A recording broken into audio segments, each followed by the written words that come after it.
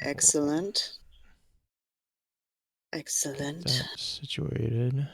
Oh no! What is oh no?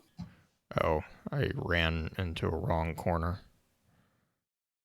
Oh, you Ah. mother. Their entire team is over there. That makes sense. It's like, how did I... Ooh. Ooh. Good shot. That means... Where are they coming from? God bless it.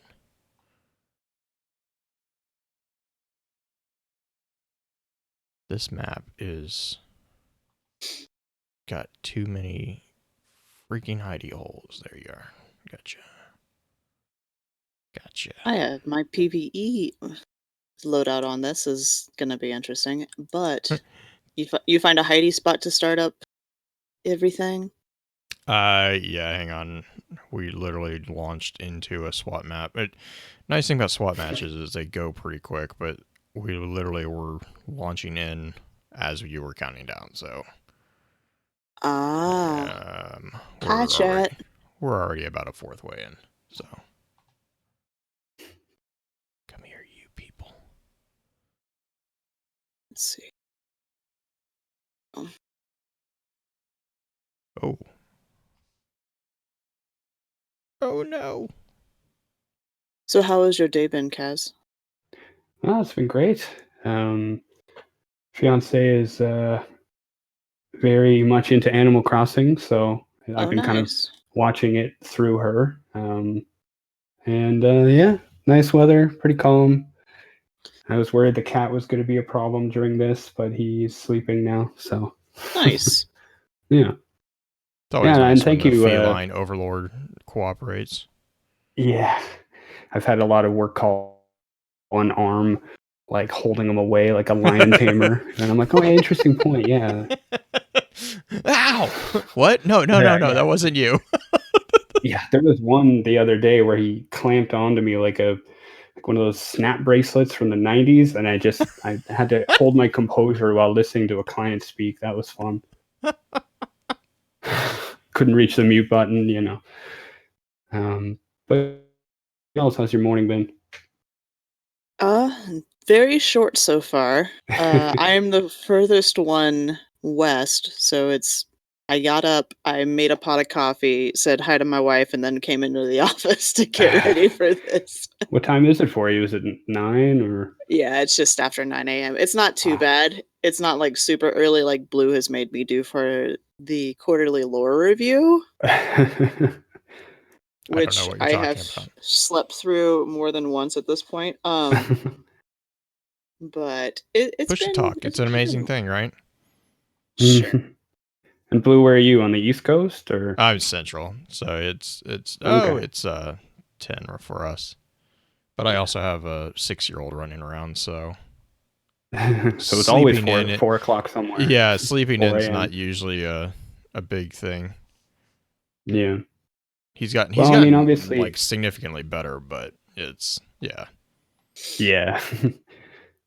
Well, I approve of the timing. I'm glad that it could, work out. I wouldn't have minded. Well, I would have been able to attend a 5 a.m. call, but I'm glad Oh we didn't yeah. have to go Oh that no, you're route. good. You're good. You're Yeah. good. We've made a few people, well, I say made. We've asked for a few people to do that before, and it's just not fun for anyone at that point. Makes it real hard. Hmm. So don't mind it.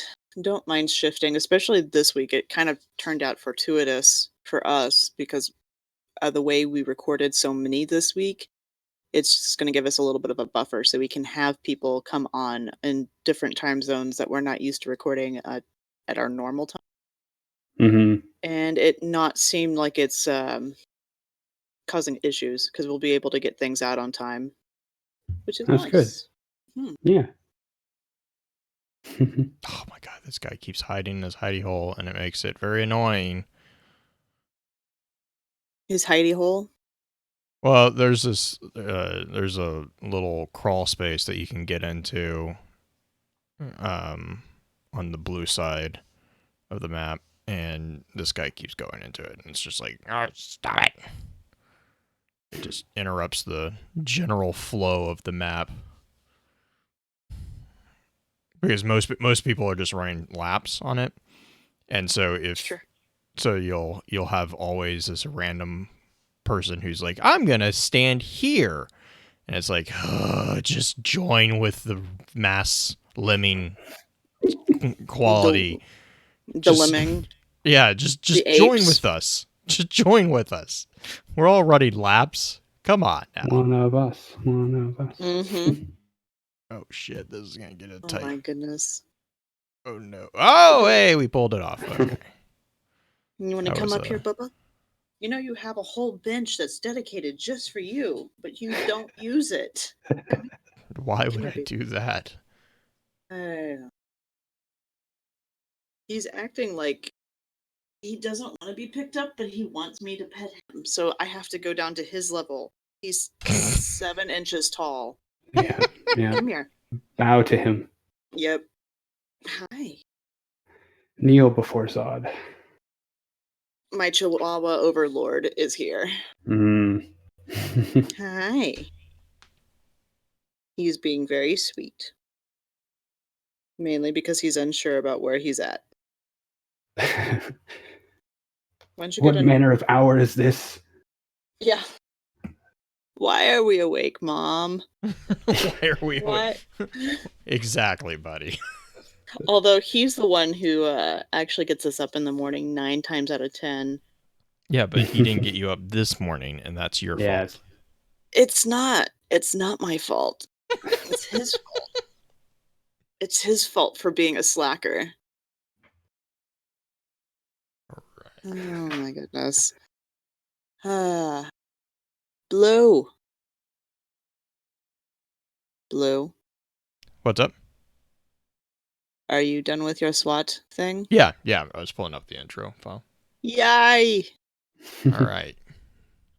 So let me go ahead and start this back up. Okay, perfect.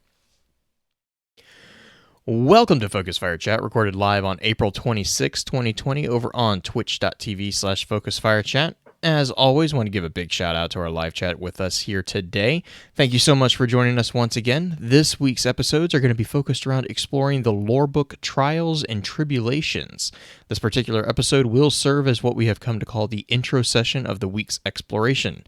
Before we go any further, however, let's run through a quick introduction of who we have with us on the show. As always, this is your host, Blue Crew 86.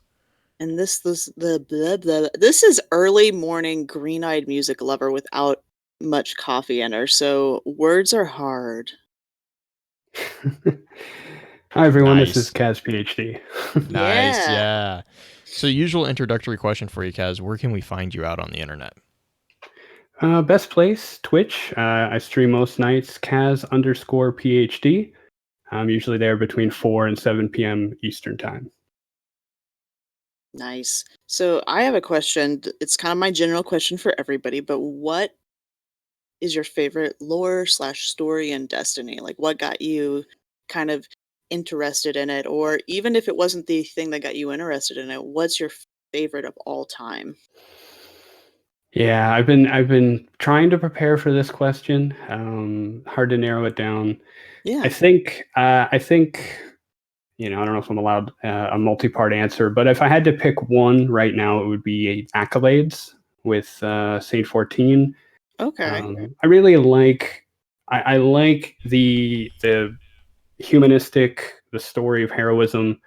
There's a lot of great, sci-fi fantasy elements of Destiny's lore, but it was really great to see something that focused on a hero and the people that they were saving. I thought a lot of Destiny deals with these esoteric concepts, and it was nice to say, okay, but you're actually helping people, not just people far away in the last city you never see, but people you interact with. So yeah, I think that recently that's been one of my favorites.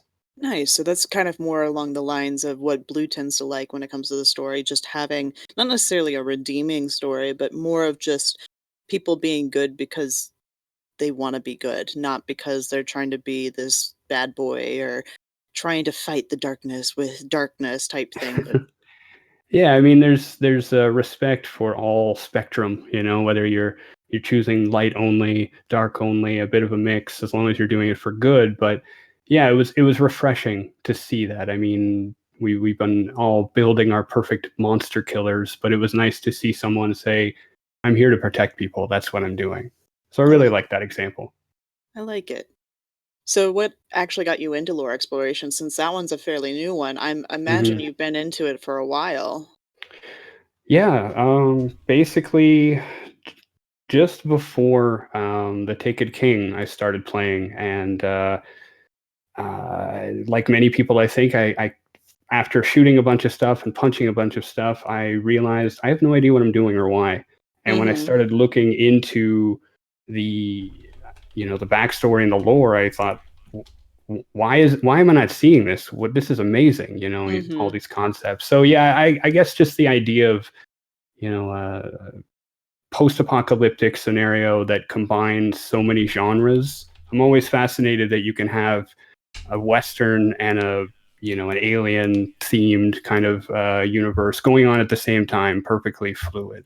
And then, of course, with the Taken King, you get all these concepts of throne worlds and the other dimensions and things like that. So I guess like many, maybe not the most intriguing answer, but just the depths of the enemies that we're fighting and the Yeah. concepts we're dealing with. That brings me back into the lore time and time again. I do love how for the majority of the enemies we deal with, they're just trying to survive in their own way and expand in their own way, and it's really nice to be able to see, especially with the Elixir. Like the Elixir ones, hmm those stories really, really get to me is because they're just like us in a lot of ways, and it's really refreshing to see that. Of course, then you have things like the Vex where it's just like you don't exactly have any sort of motive. It's just expansion and hmm trying to find that perfect equation to the end, but it's it's interesting from the sociological perspective as well as the psychological perspective for all these different enemy classes as well as our guardians and tower NPCs, civilians and whatnot, and what their motivations are. I guess so. We're recording this on Sunday, April 26th for where we're at, and I guess it is the 26th for you as well since you are across the pond. Um, it is very I feel like this is a slightly more intense question than it normally is, and I am sorry for that, but what class do you play? Drama in the Destiny community? No. Right? So uh, I primarily play Titan. If you Nice. had to boil my in-game personality down to a character, it would be Captain America. I play Sentinel Titan most of the time. I seem to like stories of heroism. But Do you yell at aside people from about that, language? actually, I do. When I'm streaming, I usually try to roll it back a little bit. Try to keep it a bit PG-13 on the stream. Nice, Yeah, I nice. That's should start awesome. saying that. Language. But yeah, but no, I mean, I primarily like 99% of the time I'm playing Titan. Nice. I sometimes play a Warlock. My fiance actually has her Titan on my account, and I just don't have the heart to delete it, even though I don't think she'll ever Aw. play anymore. She got through the first part of the first 20 levels in Destiny 1 and carried her character over. I don't play a hunter in Destiny 2, but I do want to make a statement here for those out there. Despite the fact that this is basically a class, competition. I mean, I've said it all over the place. Warlocks and hunters and titans all have saved my butt on countless occasions. Oh, So yeah. I have no beef with any of them, and I hope that the most active wins, and those who don't win, I hope they have a good Yep. I think that's the safest way to go at this point. time. And it's interesting that you mentioned your subclass because that's we were talking if you talk about the choices of what kind of personality you would run in game, it seems like there's such an archetype for each of the subclasses as well as just the overarching class. Because you mentioned punching earlier, I was like, "Okay, I bet he's a Titan main." Comes up that you actually are. And the fact that you identify so strongly with like the Saint 14 type story and the Sentinels subclass and the Protector, it is kind of nice to just be like, okay, he's not a striker titan. I can relax. I don't have to worry Yeah. about getting shoulder charged in the face every 3 seconds. Yeah, he's not standing at the back of the map with 30-second hammers raining fire over your Oh my spawn, gosh. or Yeah. throwing that mini hammer just off my forehead every 2 seconds. Yeah. No, I mean, I really do lean into that archetype. I love Code of the Commander, big banner shield. Even if people aren't shooting through it, just protecting them from damage is just a lot of fun. And I'll recently go back to go to Striker or something. I have to admit, it is very easy to make laurels in Guardian games with a Titan, Oh especially yeah. with shoulder charging and getting it back infinitely. It's great. I do That's like that as well when you can kind of pinpoint what, maybe if not what entirely the player is like, at least what they're like right now based on their mhm. subclass. It's like, oh, he's Mhm. Golden Gun, so he's or oh, he's is it Top Tree Night Stalker that lets you go invisible. Yeah, top and bottom do it. They just do it differently. Top Yeah, tree is the one you'll see more often. yeah. So I like that too. I Guilty. like Mhm. yeah, carrying that into the game. And I mean, it makes another little connection. You see what your teammates are doing, what they're going for. But it also it's also something to watch out for when you're in the Crucible, Yeah, right? Like, absolutely. Absolutely. I think the hunter class, you were talking about the easy way to make laurels with Titans being the striker shoulder charge. Hunters have something very similar that they can do right now in the not middle tree, top tree Arc Strider and Liar's Handshake. You can dodge and punch oh, continuously that's for awesome. it. Yeah, so I can make laurels pretty stinking quick that direction, and it's how I prefer to play this game at the moment, even though I'm So not an Arc Strider. thought experiment, right? You're an Sure. Elixni. Everyone in the universe now calls you a fallen. Your whole civilization has been destroyed. You make your way to this measly blue and green rock out in some other system, begging that the machine god will take you in once more. And in comes this caped, twirly, small, fragile thing who's doing barrel rolls and then punching you in the gut, and then doing barrel rolls and punching you in the Uh-huh. gut, and then just running away. Yeah, What an existence! right? I just I Do a mean, barrel roll. right. I just wanna have that, like, little emote or that little audio clip just to kinda happen all the time, but the problem is it would just be a continuous, "Do it! Do a! Do a!" Yeah, or just from Galaxy Quest, does the rolling help? Yeah, it really does. It does. And it's one of those things, like, you learn it because 'cause you're trying to solo Shattered Throne, and then you realize much later how much more powerful it is. Like, I did an entire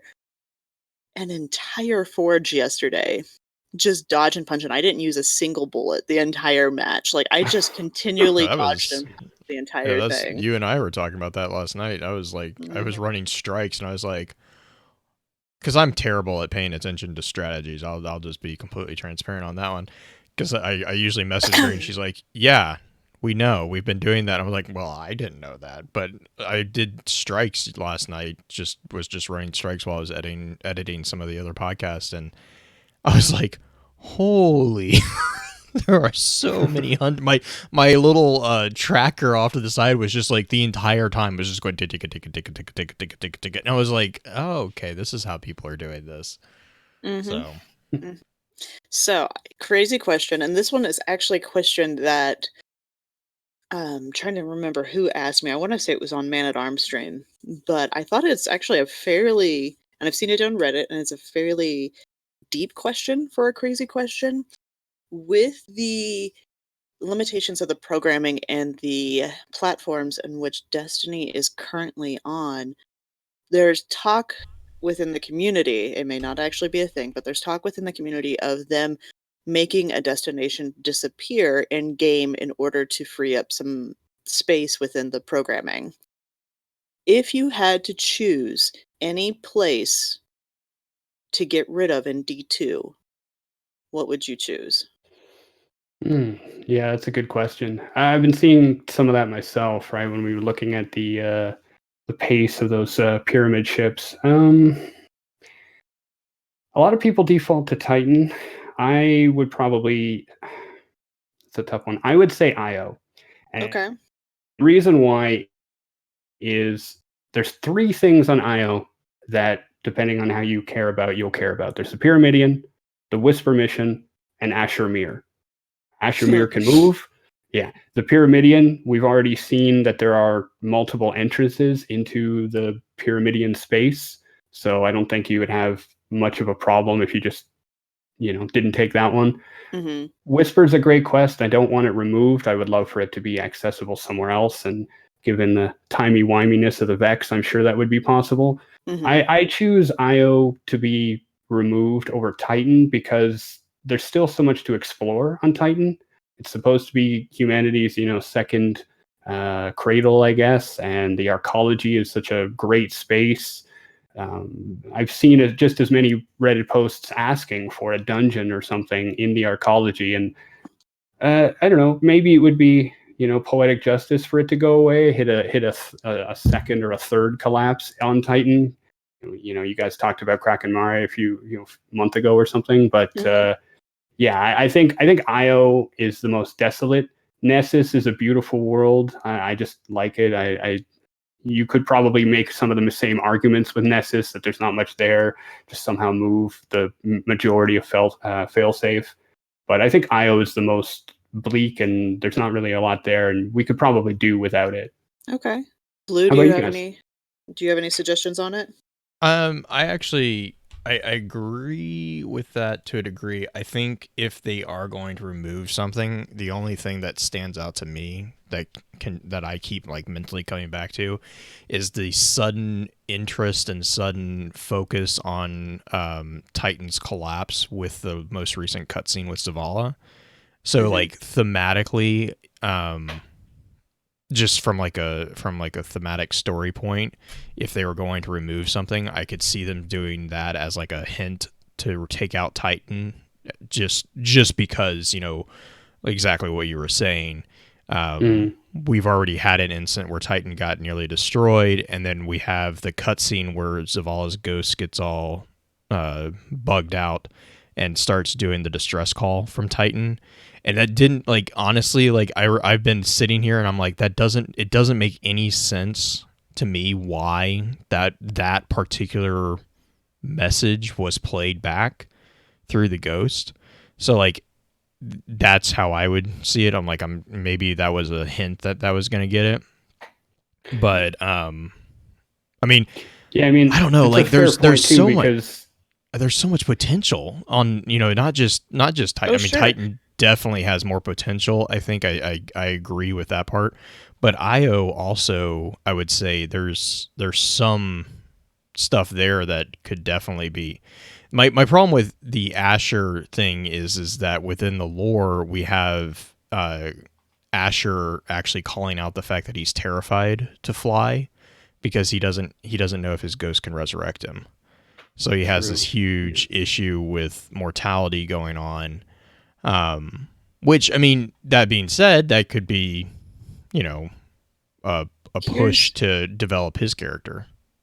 here's a location that most people actually forget about. Like, everyone's like rags on Titan because right now it doesn't seem like there's a lot going on there, but as far as story-wise, there's a ton going on. But a location where people go to fairly often for one reason and one reason only, that's been around since Forsaken, that don't know if there's really a whole lot of story left in that area, and that's the Tangled Shore. Mm, That's We very could get true. rid of we could get rid of Tangled Shore at this point because the only thing Well, that and we have Spider can going on move. there.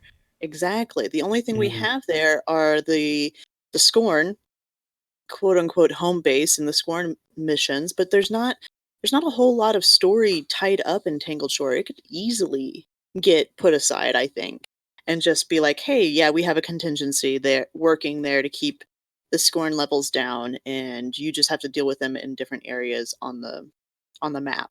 They end up showing up somewhere else possibly, or just deal with them in Gambit, I guess. But Tangled Shore could Yeah. disappear. I mean, a good, to add on to that, how many times have you gone to Socrates Cut, the northern part? Mm-hmm. Or maybe you've gone to Fourhorn Gulch, but have you gone beyond it, like where we started on the Tangled Shore? There's so much, there's like a plain that's out there. And other than collectibles, there's nothing out there. So yeah, could be fuel for that argument, I guess. Absolutely. Okay. I think that's some really, really kind of neat conversation to get into because if they do any sort of removal of things, it's going to change the landscape pretty drastically, no matter which location they decide to go with. If Mm, Nessus gets completely eaten by the Leviathan, what happens to Failsafe in her story? Tangled Shore, you have the gateway into Dreaming City there with that gatehouse. There's lots of things that to take into account when you're deciding this kind of thing. hmm Yeah, and We should it's just get always rid of the last city. No, I will Prove punch prove you. prove dead orbit right. Let's go. I I will mean, full we've out never even liar's been there, right? It handshake. could be just an elaborate hologram underneath the Traveler. Oh no, I'm going to punch both of you. Trust me, I am on your side. I Yeah. want to go there so badly. I mean, I was mad that you could only sit there for a short time during what was that, Solstice of Heroes, where you could go to Mhm.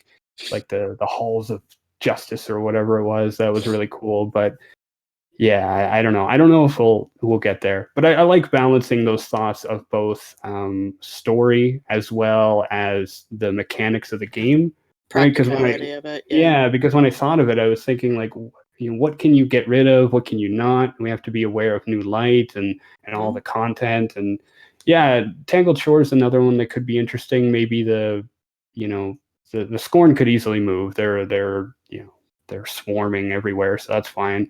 Spider could easily manipulate somebody else's backyard or whatever. I don't You know. can Maybe operate maybe. somewhere else. Yeah, exactly. I don't know. I do hope that we see changes like that. And I know it's tough depending on if you're a dedicated player or not to come into a game that changes, but I think it would be great for the story and healthy for the game if the universe changed in significant ways like that, from time to time. Yeah, I had seen a post this morning, as a matter of fact, about how somebody was arguing that in the game we really haven't had any major shifts in any particular location for a while, and the fact that the tower has not been rebuilt after all Yeah. this time really bugs them, Yeah, which I is mean, like, we could build But a we but could what? rebuild a Vex radio dish in 3 months, but we can't rebuild the tower in 2 years, right? Well, but Uh, just to counter argue is it's not that the tower hasn't been rebuilt that we know of. It could have been rebuilt, and we're just staying at the one that we're at. staying at the Holiday Inn, guys. Mm-hmm. Listen, if you downgrade and then get used to the downgrade, is it still a downgrade? Yeah, it is. It still is. It actually, I think you're right. Because I think the theory right now is that the tower that you see in construction off to the what is it to the left. Mhm. I think the theory is that is the tower that got initially destroyed. Just yeah, I don't know. Blue, do we have any show notes or announcements? I know I see it struck out on our show notes in No, particular. yeah. At this time, I don't. I don't. Usually, I will probably say at this point with how we have managed to get the show ahead of everything, we probably would direct people to Twitter or Discord. Um, just because that'll probably be a more recent uh feed because once this starts going live, like I think you had mentioned this on the show. I can't remember if you mentioned it on the show or before the recording started. But we'll be about 3 weeks ahead. So I just want to make sure if you're not already following us on Twitter or if you're not in the Discord, that'll probably be the better way to get updates on anything that's happening. That is definitely the way to get updates on when we do live streaming of the episodes. I don't know yet if there's another way to communicate to people, but we'll probably be exploring that if we can consistently keep ahead of ourselves, because, you know, obviously by the time you hear this would probably already been posted on Twitter. So yeah, Yep. that's my special announcement, I guess, is just a reminder. If you're not following us on Twitter, or if you're not in the Discord, that is probably going to be better places to see what's going on with the team. Absolutely. But yeah, that's all I got. All right. Well, should we kind of dive into the basic introduction of what's going on in Trials and Tribulation? Yes. I think Yes. I think you were very excited to get into this, so I like this book. just This gonna is actually one of my just gonna favorite get out of her books that way and let her go. It's one of my favorite books that we've actually gotten in probably like the last 6 months, because there's so many little tidbits, and anytime it has any music thing related to it, you know I'm gonna go a nutty, and it's just so good. It's so good. Okay, so cocktail knowledge on Trials and Tribulations. Trials and Tribulations is a book primarily consisting of Brother Vance and his story of how he came to be in charge of the Trials map and the Trials tournament back in D1. There are quite a few different characters that are involved with this that you see throughout the book, but it primarily follows Brother Vance. There is a showing from Osiris as well as Mara as far as major characters, but there are a lot of secondary characters that are important. Let's see here. The first one, and I'm just going to kind of run down the list for those of you who are also in the show notes. If you guys have not seen that link, we can put that back into chat for the live chat. You guys can follow along. Part of me wants to be like a teacher and be like, okay, put your finger at the beginning of it and just follow along in chat. But no, you guys are much smarter than that. But Sister Feora. Sister Feora is, if you think of him as more of an order, like you have an order of nuns, Sister Feora is the Mother Superior of this group. She is Sister Superior of the Disciples of Osiris. We have seen her a few other times in lore, and she is among the first to arrive on Mercury following the Warlock's departure from the city, the Warlock being Osiris. And one of the more outspoken about her feelings towards the animosity of the Vanguard, or I guess her perceived animosity of the Vanguard. From there we get Brother Vance shows up. He is already blind by the time he is on Mercury that we know of. And he is a disciple at this point, kind of a quote-unquote more lower on the totem pole disciple. He gets put into his place a little bit by Sister Feora, which is kind of funny and nice. Look at me sharing the show notes. Blue, you're distracting. I don't know how Cheska, is that how it's actually Cheska, pronounced? Yeah. That's the nickname that's given to it in the book, is Cheska.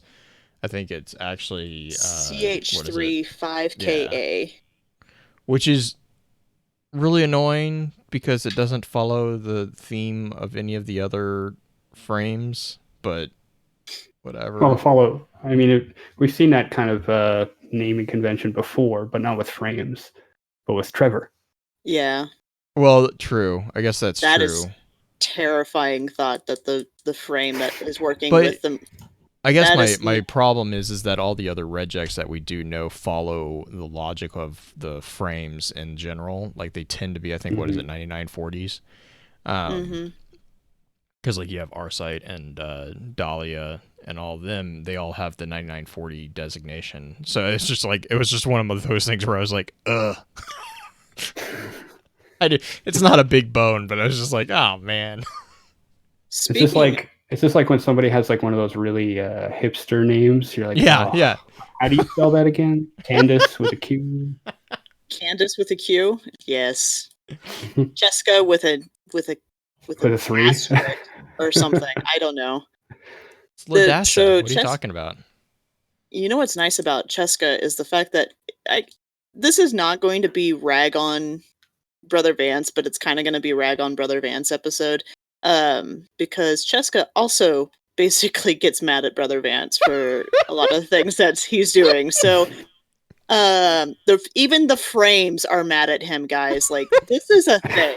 Why the frames are mad, it's just, we'll get into why. It's just like, oh my god, dude, like, no one likes you. You are that frat boy that got way too involved with the just the system, and like, I'm gonna get everybody involved in the group, and nobody likes you. Just go home. Nobody likes you.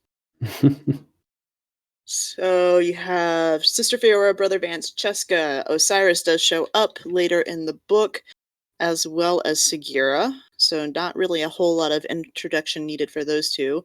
Then you get the different Warlock sisters. You have Lyanna, who's one of the original Warlock sisters to follow Osiris to Mercury, noted as carrying the scent of ozone and Tang, which, if you have listened to the episode with Taylor B, there's an interesting theory about that. Tang being in, like, I don't know why she would bathe in the scent of Tang, like the juice, the really, really cheap juice that was used as an orange drink. For astronauts? Yeah. But he has that little theory that that is indeed something that is happening. And Tang is in Destiny, and It was it a is the beautiful drink. man. That was a beautiful like segue of his. That was the only reason I think ultimately I Oh, I wasn't know. upset. Was I was like, all right, I'm following, and he's like, and then I was like, oh no, like that was. He set it up perfectly. It Set was it up.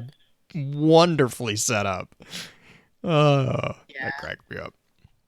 So her death led to the experiments, the trials experiments, which is noted later that she came to doubt Vance's work, similar to Mara's and Osiris's. So it was her death that triggered the first tone that Brother Vance heard, and led to them developing this whole tournament as a ruse to get people to kill each other in front of these lighthouses to see if there's more interaction that way between the lighthouses and guardians. And then you have Aramic, the other warlock sister, noted as carrying the scent of warmth. How that smells? Is it cinnamon? Is it patchouli?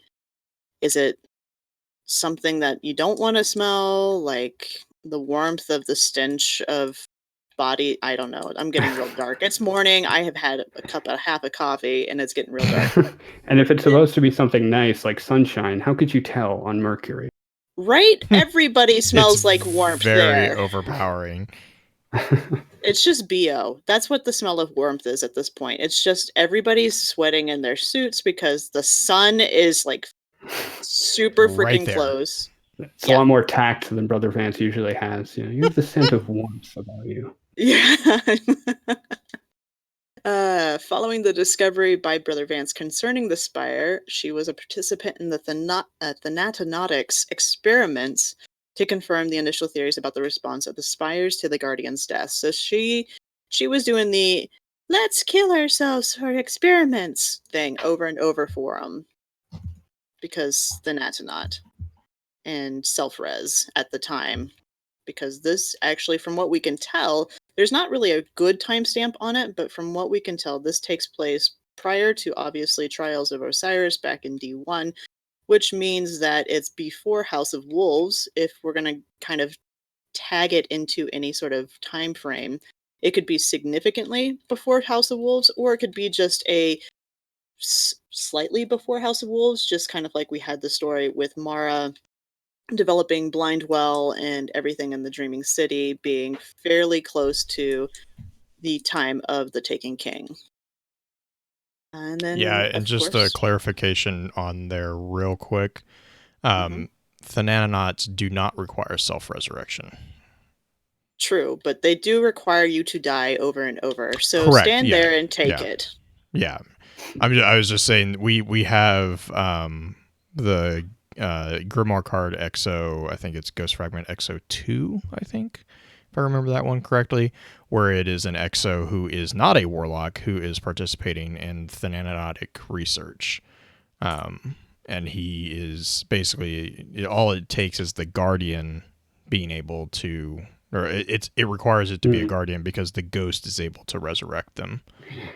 It's a random question. I don't know if you've addressed earlier on other channels, but if you self-resed, I wonder if that would alter your results of your I can't even say it, your death trials versus a ghost resing you, right? I mean, theoretically, they're both the light, but it's a different approach. That is a good question. That's an excellent question. And the other thing to keep in mind, too, is that the other thing that gets kind of softly confirmed in the Ghost Fragment card is that ghosts are able to converse with their guardians post-death.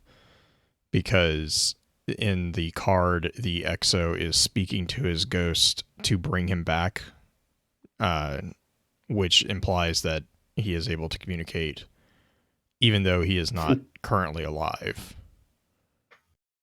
They have some sort of communication.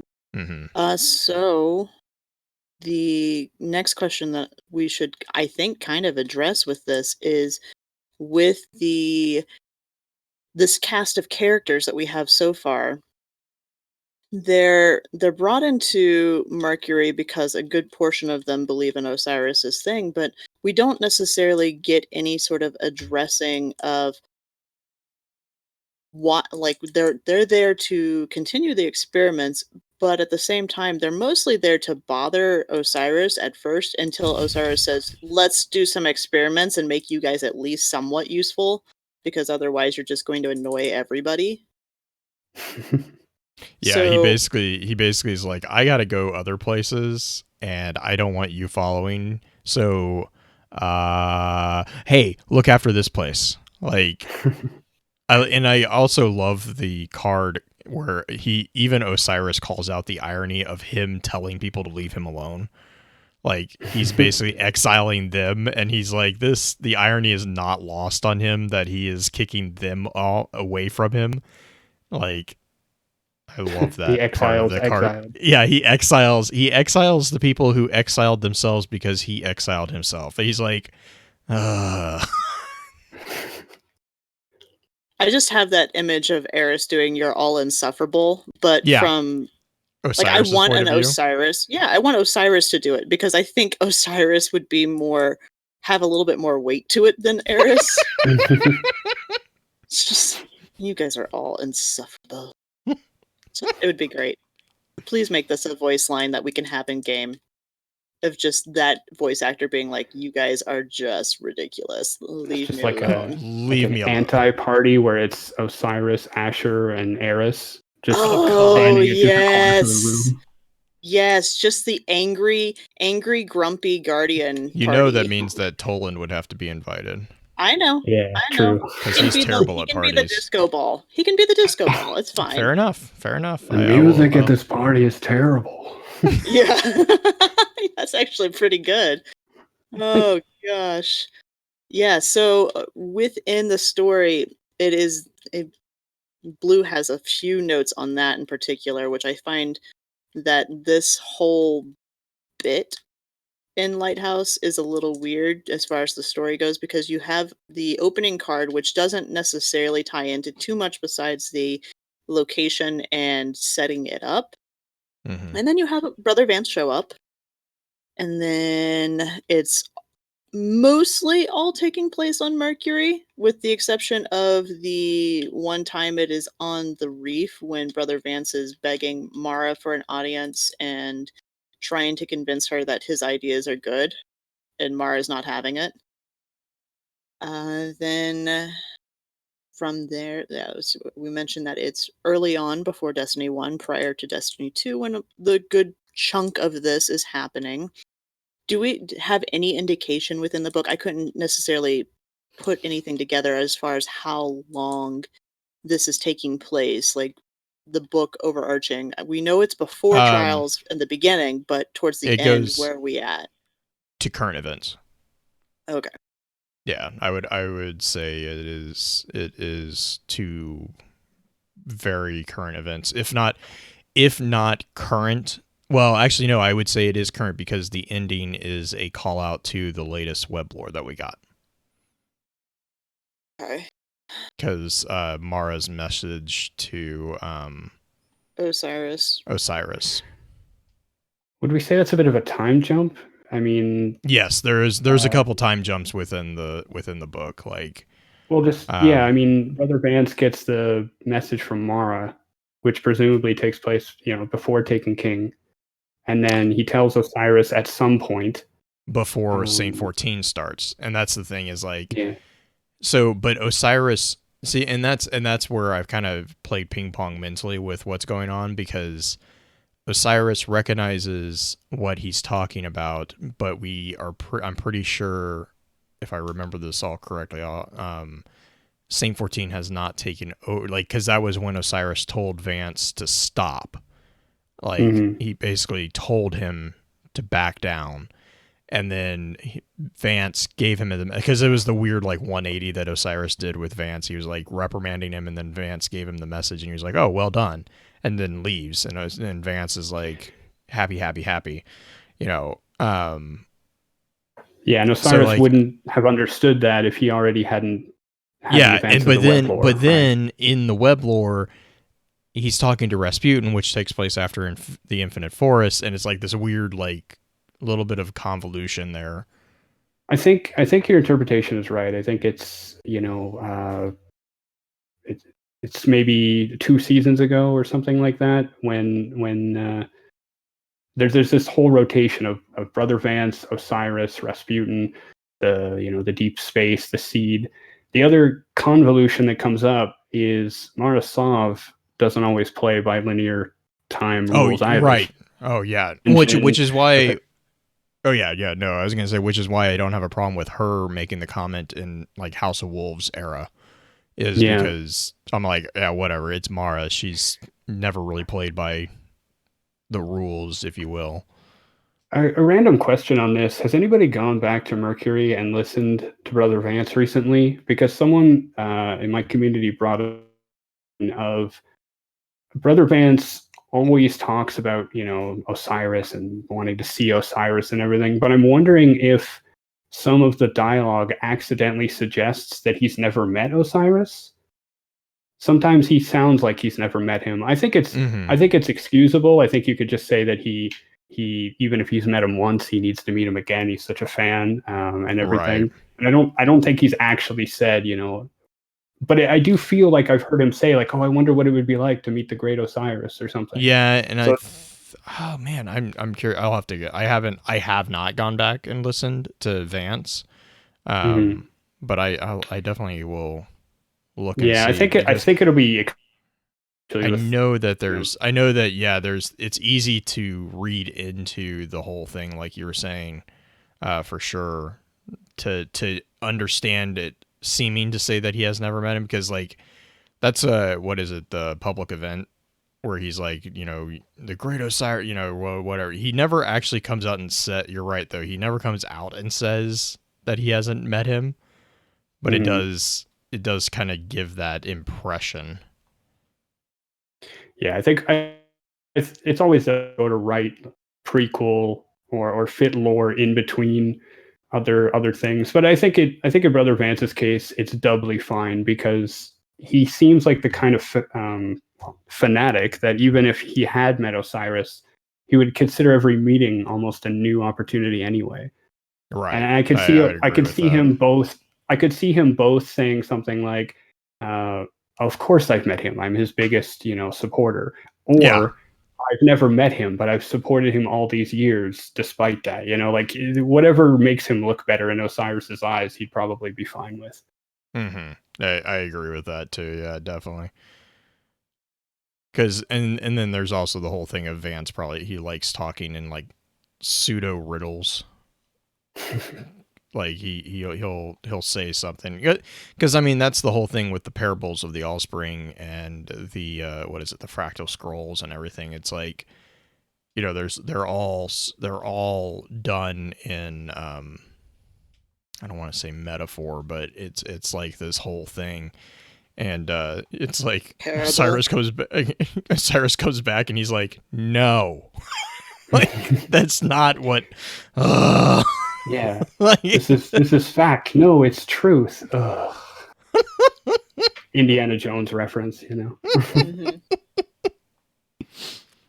So, but yeah, no, I think I can get behind that too, yeah.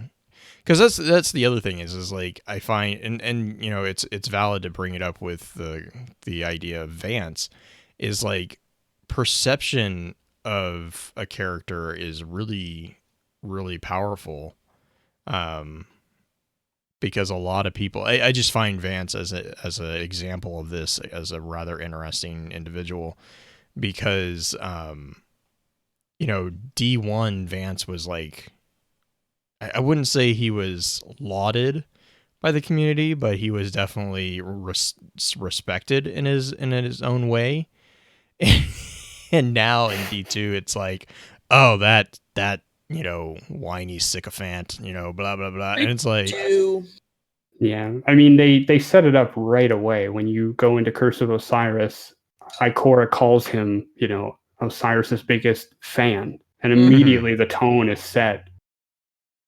I do kind of feel bad for Brother Vance just with this whole thing because of everyone just utterly. He put on this front of him being this great, whatever.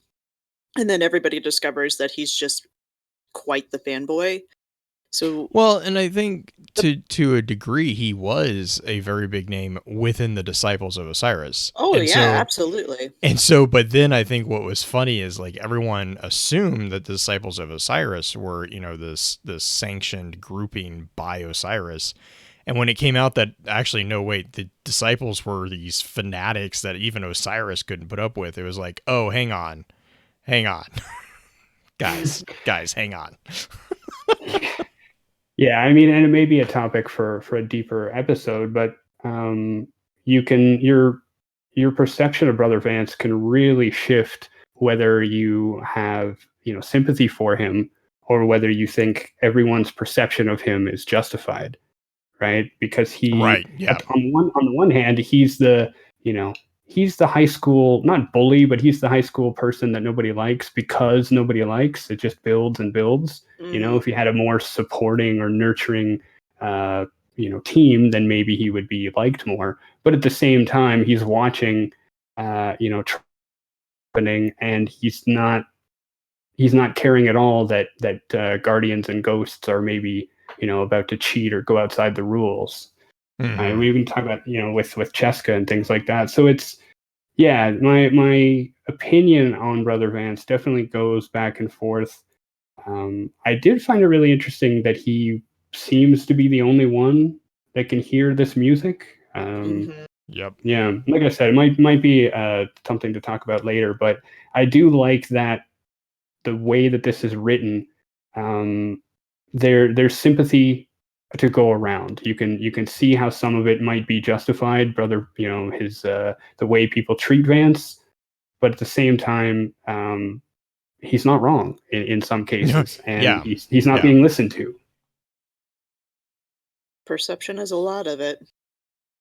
And unfortunately, I think that a lot of people, I think that in this book in particular does a little bit of redeeming in my mind of Brother Vance because we see the motivations behind him doing what he's doing for the most part. Granted, I don't agree with it, but he's not just literally, I wrote so many books on Osiris. I am the utmost. Like, you don't get this obsessive character in that regards. You get, I really look up to this guy and I want to do right by him. And this could be super important information for him. Let's continue this and see if we can figure out how it works. Which I guess for a cult and a fanatic, that is flattering. Well, and I think I kind of equate this to the same thing that Constellations did with the speaker. It Mhm. doesn't mean that you have to agree with what was done. In fact, like taking that to about going back to the speaker, like I don't agree with how the speaker handled the situation, but the book Constellations and the expanse of information that we've gotten recently about his relationship with Osiris does clarify things. And so you can see where they're coming from. And again, like you were just saying, you don't have to agree with them. Actually, you can still disagree with them. But at least now we have more information on, why they made a choice that they did. It wasn't Mhm. just the whatever, Right. which has always been annoying to me when it comes to Vance, because it's like it's obvious to me that there was more going on, but we didn't have that information. And so when people poo poo Vance, it's like, no, that's not quite how that's, people don't operate Yeah. that way. And it's when you Yeah. have like a 2D character, that's why 2D characters annoy me, is because it's like, it's not, that's not, Yeah. kind of what you guys were talking about at the very beginning of the show about the lore and the humanization of things. Mhm. Mm. So that's where, like, that's why I actually really do like this particular book. And I know we're probably pushing up against the end of the intro session, so Mhm.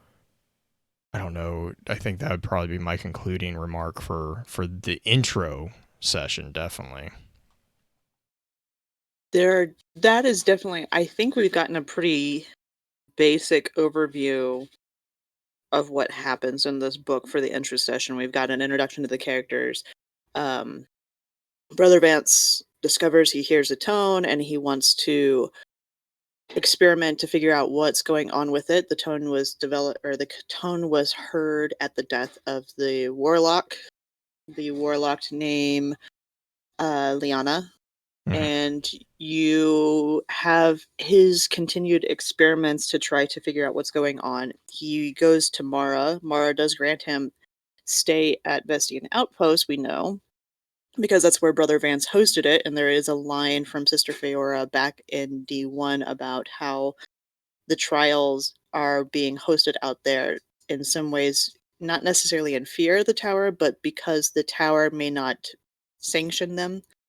So it is a black market tournament in some respects, but we get more explanations about why that is the case in this book, as well as more theories to come from it, which I'm sure we're going to dive into a little bit more in the advanced episode. But Brother Vance does his thing. Osiris talks to him. Brother Vance is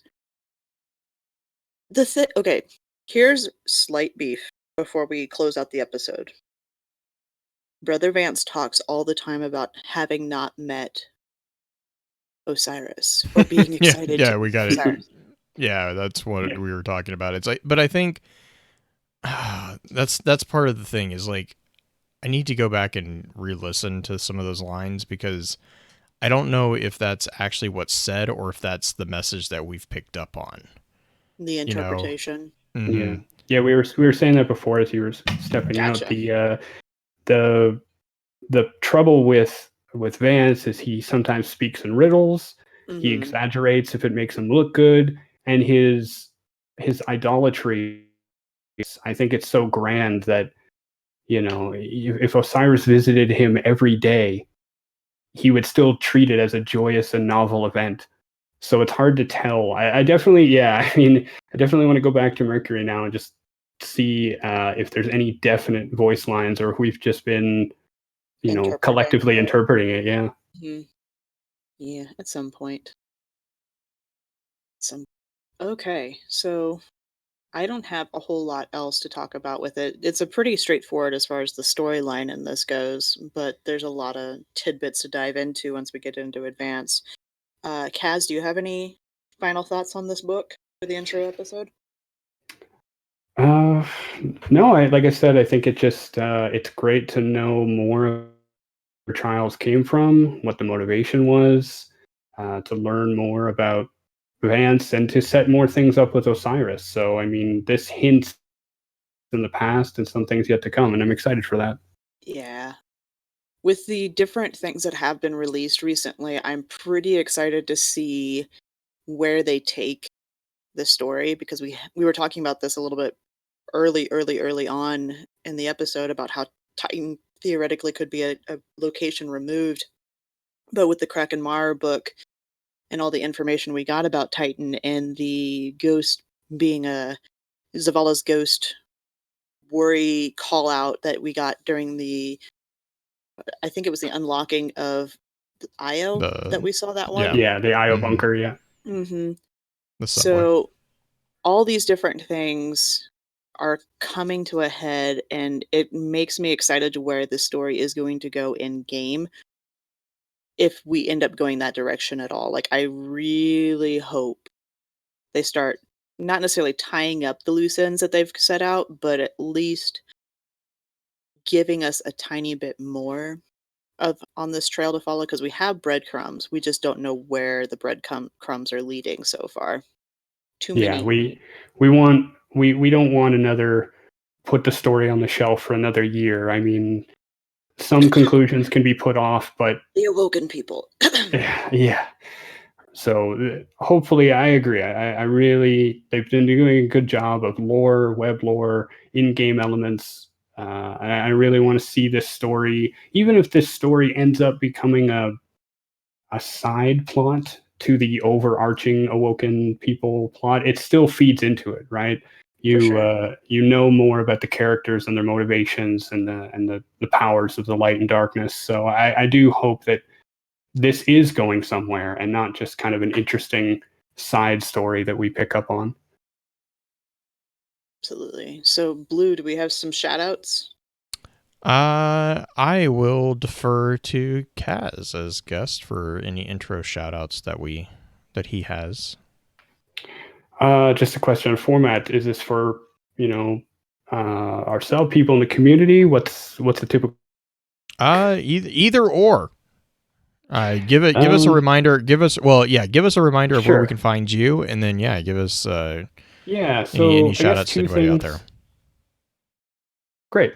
Two things for me: Kaz_PhD on Twitch. All my links can be found there. If you don't like catching things live, I'm on YouTube. It's called Embrace Destiny. I'll talk about lore, mechanics of the game, stuff like that. Nice. But yeah, come hang out. Other shout outs. My fiance, she's within arm's reach, so I better say something nice, or she'll put her Animal Crossing down and come get me. Yep, that's how you know you got a good one. The other is the direct relief and the community that's been donating. I've been watching the charity build. Over the last 2 weeks, they've raised almost $600,000 for direct relief. So everybody who is able to donate, thank you very much. If you're not able to donate, that's completely understandable, but maybe find that link, copy it, share it around. You never know there may be people out there who want to help, and the only form that they can is a donation. So just a shout out to everybody who's been leading that effort for the past couple of weeks. Definitely. Absolutely. Green, what about you? My shout out is primarily going to go to the writers of the stories that we've been getting lately, and the exciting news of certain writers coming back, and the possibility of their stories being continued because of I know Jill's coming back. I have both. Z is coming back too. Z is so the stories that Z wrote some amazing coded cards. Like she's got some really, really good skills when it comes to encoding, and not necessarily subterfuge, but she does have a little bit of subterfuge in her writing, which I like. And then you have Jill, which I am a little little bit of trepidation, because I love you, Jill, but no more countless stories, please. I do not want any more shadow stories like that. Like that, I love you. But they're great. Oh my god. I watched Guardians of Lore, just a shout out to them, by the way.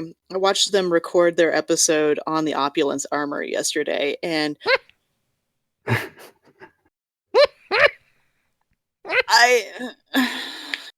Is it really weird that as I was reading the one about Zavala, I happen to be eating the same things that Zavala eats? Right? It's like chicken nuggets and root beer.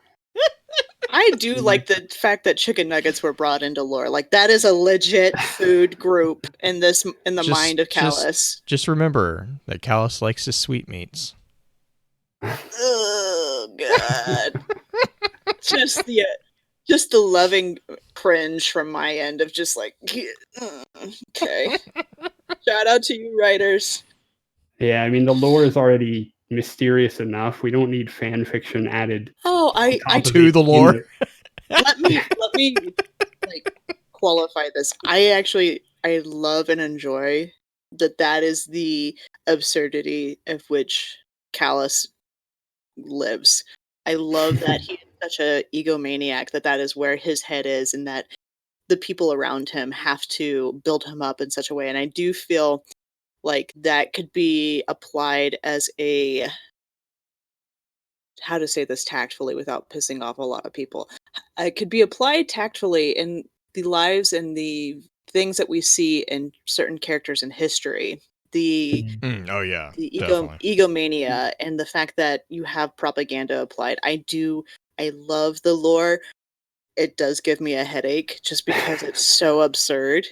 And so not everything has to be serious, but it gives me a headache in so much as I was like, what were you on, Jill? I want to know what you were taking when you wrote that. It was her catharsis. Yeah, It's her. I'm going to kill down for every. a while. All your characters are mine. Is what that was. It's just like. Wasn't that what John said? Was he was Yeah. like, yeah, that was her going away present. Oh my gosh. Yeah. Anyway, that's my shout outs. Blue, your turn. Just a big shout out to everyone who has been patient with us while we kind of figure out all the scheduling differences and everything. And also everyone who has been willing to chip in with the quote project that I've been working on with the site. It's really appreciated. And honestly, I wouldn't have been able to get through a lot of it without some of the feedback that we've gotten, especially from Orchid and Pins. They have been instrumental in trying to help organize and lay out some stuff. And then, and also Mochi Llama. She's been doing some really big help behind the scenes with the way that the site structure works and the coding and stuff like that. So big shout out to the team there, and the willingness to put up with me messaging at very random hours, asking for feedback. 2 a.m. Oh yeah, well no, it's been worse than that. Like they've been very patient and very, very helpful for all of that. So just again, a big shout out for that. And then also again for everyone just putting up with. Hopefully we'll be getting back on a more consistent schedule. I know for at least the next 3 weeks we will.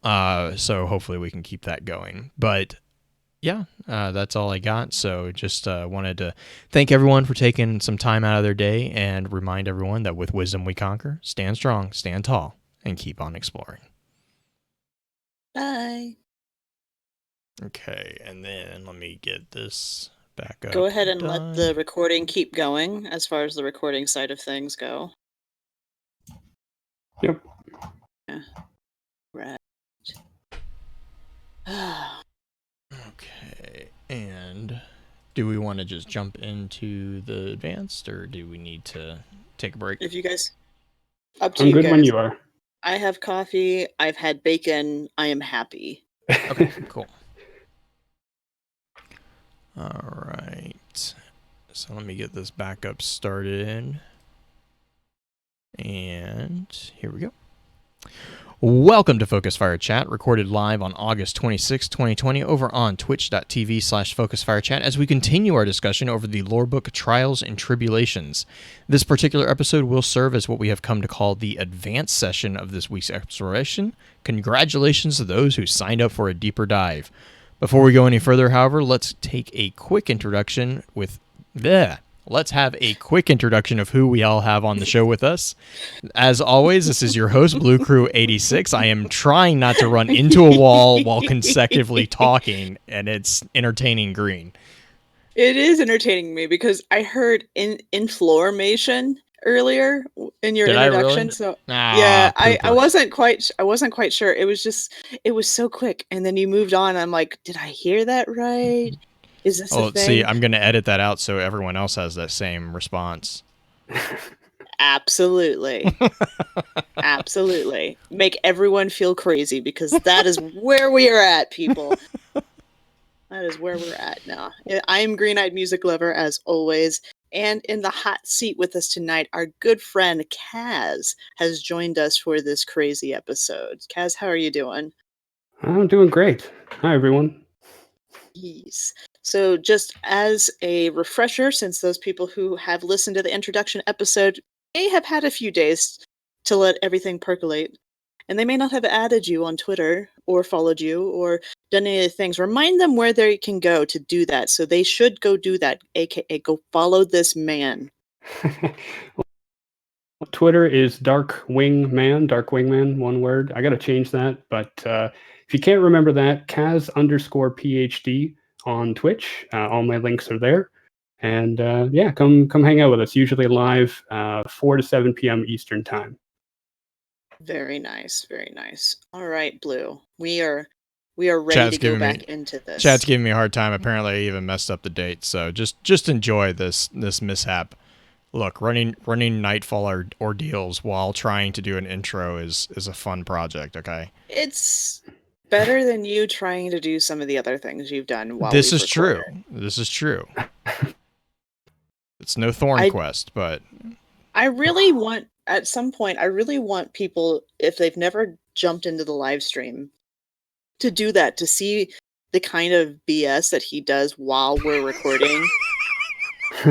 Because it's as amusing to watch him flail, and like you hear it in his voice a little bit, so it's like a really pretty commentary on the state of things when Blue is just getting pommeled by various cabal while trying to have a deep discussion on the philosophy behind these different characters and whatnot. It's just Yeah. it's Just fun. like point as an interceptor like throws him off a cliff or something. oh my Right? gosh. Did you You'll guys? hear Yeah. it So every once in a while. the Oh last my gosh. recording, I was up against the champion, and the entire team decided to keep going, and I wasted a super. I was so annoyed. I was like, and I'm like, it's one of those things where you really want to say things, but you're recording, and it's like, Mm-hmm. oh Absolutely. man. But well, enough with chatter about my shenanigans. You want to just jump right into it? We did a pretty good summary on the Pin says you can't blame him this time. Pretty good summary on the book, I think, last time. So I don't know. Do you want to just start? Because this book actually covers quite a bit. I don't know how you want to tackle this particular challenge, Green. So, what I thought we would do, if it's okay with you, I do want to skip chapter 1 and chapter 9 for now. I'm totally surprised by that. Just because it needs its own episode. Both chapter 1 and chapter 9, the opening and closing of this book are. There's enough mystery within those two cards alone to be an entire episode of FFC. Just like go read it. It really would be its own dive. So I want to skip over it for now. If you want to do like a very basic introduction of what you get in chapter 1, it is the seeding, I guess you can say, of Mercury taking place. You see it through the possibility of two different perspectives, one being the primary speaker perspective and the secondary speaker kind of interjecting throughout this entire card. It describes the Vex being born a little bit more, as well as just kind of sets up the tone for nothing else in the book. It's so quick question on that. yeah. Do we have like a term for this kind of like whisper speak that anytime in the constellation lore book in this page, I like that term that you just used, actually. Yeah, I Whisper think speak. That's our term. Yeah, I think that's a It's perfect term accepted. for it because we had discussed this a little bit on a different episode that the Constellations book uses double pipes versus the single pipe that is used in this book, but they are both very much so whisper speak being used as a secondary speaker. So I like that better than having a secondary speaker idea because it's just that little gnawing bit that's right there in your ear. So I really thank you. You gave us the new term for what we're going to be using from now on. It's definitely more PG than the term that Green was using. I don't remember what I was using. It was filled with really colorful words. And a lot longer. Anyway, yeah. I mean, me cursing at it is a pain to record this card. I have tried so very hard to record this card, and it just doesn't read audio-wise the way that you would want it to read, and it's just... Yeah, I feel like it's one of those things where you would just write it down, and then you'd write it down again, but excluding the brackets, and then you'd write it down again with them. It's... Yeah, yep. Do you change your voice when you do it? Yeah. It's its own thing. But it's its own thing. It is its own thing. It sets up the setting really well for where they're at, but it is very tonally different than the rest of the book. Yeah, it's like the introduction to like the entire anthology of Brothers Grimm, but then the next page is a random fairy tale or something that fits it fits in the theme and the universe, but it's only supposed to be a bookend to remind you of this light, darkness, Mercury, origin, Vex, and then there's only one real, other than Mercury. I think the only other connection is it does mention music, and I know we'll talk about that later. It calls out Vance. I think that's at the end. Yeah, you're cap, right. The end cap does call out Vance. But I think in the beginning, the other than Mercury itself, the main callouts would be the spires and the music. But yeah, if you happen to skip that chapter 1, chapter 2 is really the first part of the story for this book. Yeah, as far as the main part. And the music call out that you're talking about is the fact that they say the pools and spires pulsed dull tones and recognition, and the starless black sealed once more. So there is just a little bit of call out for what's to come. It is kind of a foreshadowing a little bit, knowing that there are dull tones that are happening, which I think is important to note. There are dull tones that are happening not just when Guardians die. According to the introduction card, this chapter 1 card, you have a call out saying that this quote unquote music type thing that is happening is not unique to Guardians. It is something that is continuing to happen with other possible triggers. Yeah, that's a good point. But anyway, so chapter 2. I don't even know how to pronounce. I have to look it up. Postexilic? Postelixic? I don't know. Yeah, post-electic. Post-electic. I think. Hey. Hang on. I don't know. I don't have it in front of me. Yeah, post-exile, basically. It translates into following the exile. Gotcha. Or related to post-exile, yeah. Wow. AKA literal after Osiris left. After exile. Mm-hmm. Cool.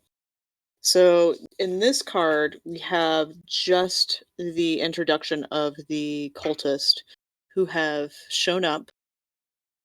I think it's funny because a lot of these cultists, from what we can tell, are civilian, and they literally followed him in a dropship all the way to Mercury.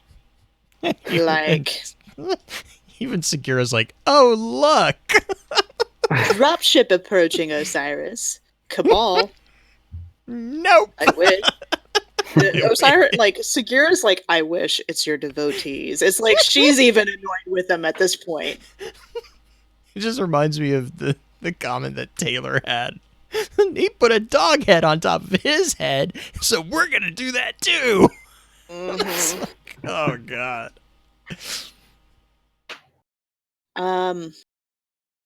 The cultists show up essentially and are like, "We're here to help you, teacher." Like literally go, "Teacher, we're here to support your efforts." I mean, I kind of get I kind of Notice get me, a little bit senpai. of yeah, that's what it is.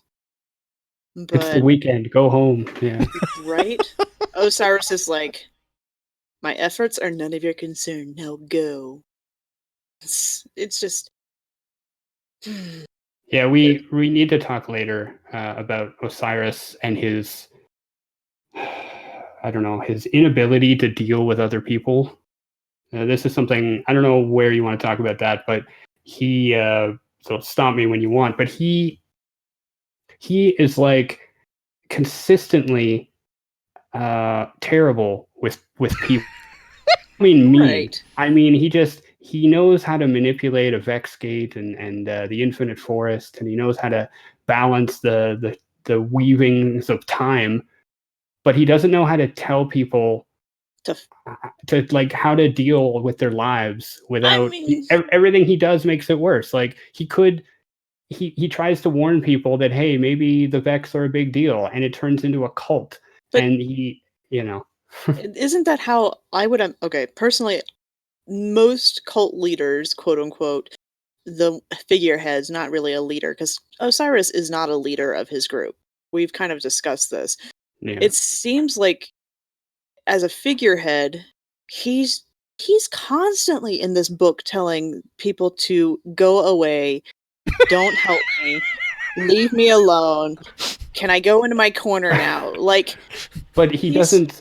He there's something he needs to learn. Honestly, he needs to spend a little bit more time with Saint 14 because what he needs to learn is that with the right guidance, you can make someone go away in a way that isn't going to come back to bite you later. And I right, feel like he's never quite learned that lesson because we'll talk about it later. But if he had been a bit more supportive, or if you want to be cynical, he could have been manipulative. He could have guided his cult in a certain direction or certain members of it. But instead, he shuts them down in such a non-understanding, compassionate way that he makes messes later, I and it's interesting. it's funny because you mentioned how he could theoretically do it in a different way, but I don't think Osiris could. Because Yeah. Osiris is just literally trying to wash his hands of the whole thing at this point. He doesn't want to have anything to do with them, and he's hoping he's hoping, even though it's not actually going to happen, that by telling them to just like piss off essentially, it's going to make them kind of lose their luster for it by being nasty towards them because right now I don't know how I don't know if you have a ton of experience or if anybody has a ton of experience dealing with children who idolize you, who as a teacher you'll have certain students who will just constantly follow you and just be there, just that those doe eyes, like you are the apple of their eye, you are the center of their universe, and everything you do is amazing. Like you'll get young kiddos who have that kind of mentality, and there's nothing, like really nothing you can do short of redirecting them. And Osiris doesn't have, like you were saying, Osiris doesn't redirect anybody. He's just literally telling them no, just no. He doesn't actually say go do this instead, go use your talents in this way in my name. He's Mhm. literally just like go away. And instead he's got this group of people who want to make him proud and want to make him happy and have these little doe eyes and dreams and everything, and he's not really supportive of it in any way, shape, or form. Yeah, and I agree with you that it's not really in his personality to be able to do that. I Mhm. just feel that it's you make these prophecies to warn the people of the last city. Some of the people take it way too seriously. And I mean, in a way, poor Osiris, right? He has people either not believing him at all or believing him too much. And yeah, it's just an ongoing I'd like to call it a character flaw, but I guess it's just the way his character is. He's very absolute with these kinds of things, and I can see how, yeah, at some point you just got to be, tough love, and you just got to try and really divert their course. But I do feel I do feel that some of the treatment here you would see in a not really great comic book story where the professor thinks he's onto a breakthrough and he doesn't get the grant money, so he decides to take it on himself. And maybe if he had been supported from the beginning, he could have worked a little bit more closely. But yeah, it just goes back and forth. I do think that he needs to, I don't know, maybe Segura needs to do some talking for him or something to try and, gently dissuade people or turn them to better efforts that still serve his cause but don't get in his way. Or not, or create a cult. I again, it's just No, I don't yeah. with Osiris, like, he didn't actually create the cult. The cult just kind of Yeah. he just wasn't able to get rid of the cult. And I think the Well, big and I thing think here is that that I was going to say, I think that also goes to the point that humans need to have something to to believe in. believe in. And that was the thing, was like, so when you say the cult or the disciples just kind of created themselves, I mean, I think that's exactly what happened, was that they're in a dystopian environment. They're in the last safe city that they know of, and everything is, not going great around them. And there's no greater power being given or being shown by anybody.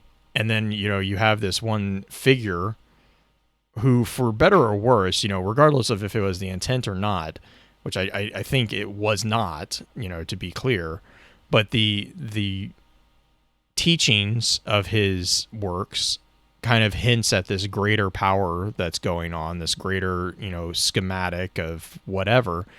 And it's done in a way that is tailored to people, because he's trying to convince them of, the information.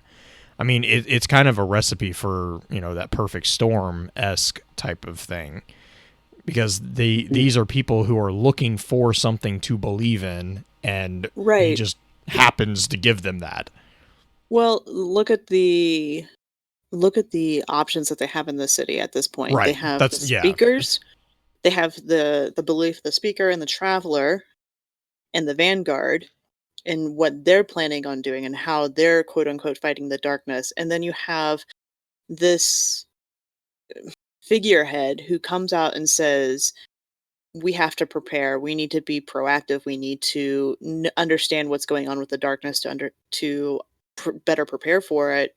Of course, somebody is going to follow that. Of course, because you're going to have a fatalistic society who has already gone through a collapse, and then the Battle of Six Fronts with all the fallen and everything happening multiple times. The civilians are going to want somebody who's going to provide them, not necessarily with the answer, but a possible pathway to move forward. Because when you're under great stress, the best way to help move yourself out of that stressful situation and help push yourself outside of that mindset, that cycling detrimental mindset, is to have quote unquote a plan. And that's what the cultists believe. They believe that Osiris has a plan, and so they're going to follow him to try to help with whatever plan Osiris has. Problem is, Osiris doesn't really have a plan that we have. Well, and I don't think Osiris, in defense of Osiris, I don't think he ever actually stated that he had a plan. His plan is basically research. Like, he's like, let's figure this out. And they're like, oh, you have a plan. He's like, let's figure this out. Like, like, that's not really. I think once his teachings started becoming accessible by everyone and started being, this whole feedback loop started, I really think somebody, I guess it's hindsight, but somebody should have stepped in as his kind of maybe as his speaker, someone who can take the excitement of the followers of Osiris and so Osiris can go off and do his can direct them. Osiris is looking into the darkness. He needs you to I don't know. And he talks about that a little bit later, but I do feel he needs like someone who can like a PR person or something, somebody who can manage his communication, because he's not the person in charge, and it's not his place, but I feel like he has missed this opportunity time and time again, where he wants people to learn about what they obviously can't teach them everything, because he doesn't have time, and maybe they don't need to know. There's that question of the masses versus Guardians consensus. But I always just feel like Osiris accidentally makes trouble for himself. Oh yeah, he's trying, like he's trying to do this research and trying to do the right thing for these people. But the way he actually handles those people, it just creates problems later. So yeah, I guess if we can say anything about this book, it's that he's consistent. He is that. I think that if there's any figurehead for Osiris to quote unquote speak for Osiris, or at least she thinks she can speak for Osiris, it's Sister Feora. You see her show I would also say that he did try to do something similar to that with Ikora. True. Yeah. Because you see that in politics. From, I think it was was it Constellations? Because basically, and he gets reprimanded for it. So I mean, it's like, which I think both sides have their own pros, like rights and wrongs on that particular reprimation. Like I think that he was trying to get Ikora to do what you're exactly saying, the pieces of the PR stuff that he's like, I have no, like, and from his perspective, he has no interest in it. Like he really doesn't have any interest, which is why he probably is so terrible at it, is because it doesn't exist on his radar, because it's not important. Yeah.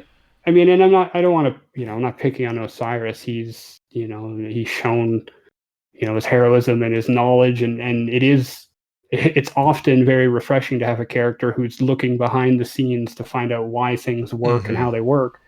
I guess further validation of that is actually during the season of the Undying, because when I forget what the name of the lore card was, when Osiris comes back and speaks with Ikora, he's impressed with what she's been able to do, and not only as a leader of humanity in the Vanguard, but also she was able to take his understandings of the Vex and apply them in a way that that impressed him. So I guess he was trying to do that with Ikora, but yeah, his major obstacle is not the Vex, it's everybody else who wants him to be their leader.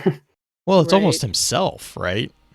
And well, you see that every character is going to be fallible in one way, shape, or form. Osiris is so good at his research and dealing with the Vex that his fault is his social interaction. Like he's not terrible one-on-one, but he can't communicate with the larger masses, partially because he doesn't care to. Like he tried with his prophecies, but the misinterpretation of the vagueness of what he has created still haunts us to this day. There are still things that everyone will pop up on Destiny, the Lore Destiny subreddit, where they're just like, oh my gosh, the sisters, or blah blah blah, this prophecy from this card. It's just like, it's so easy to misinterpret, and he's not able to, in a way that would not cause mass panic, relay what he wants people to know in such a way that would not cause issues. I guess in a way we have to thank Saint for that, telling him to speak in poetry, right? Yeah, the other thing too that I would point out is, like, it's not just prophecies that he's bad at translating, it's his own actions. Because that, to tie back into the entry that we're looking at here, he has to clarify to Feora. He's like, no, you will not take action against the Vanguard. Like, because there's this interpretation by the disciples that they had, slighted him, or, whatever. That he was kicked out of the tower when Osiris just left. Yeah, and he's like, and he, I mean, so he to go back into the whole thing of like being kind of, I find it slightly amusing that a character who hates obfuscation as much as he does is so obfuscated himself. Like Or someone who it, spends his life interpreting things doesn't have it, sympathy it, for those who misinterpret. yeah, yeah. I do kind of find that a little humorous and a little ironic. So I'm going to shift us forward a little bit because I think we could talk on Osiris's faults for quite a while. Like chapter of 3, the cult of personality, is mainly a interaction between, I believe, Sister Feora Mm-hmm. and Brother Vance. And Sister Feora basically kind of not necessarily chastised him, but she kind of chastised him. Then your first lesson is this. Listen. It's Feora's guys.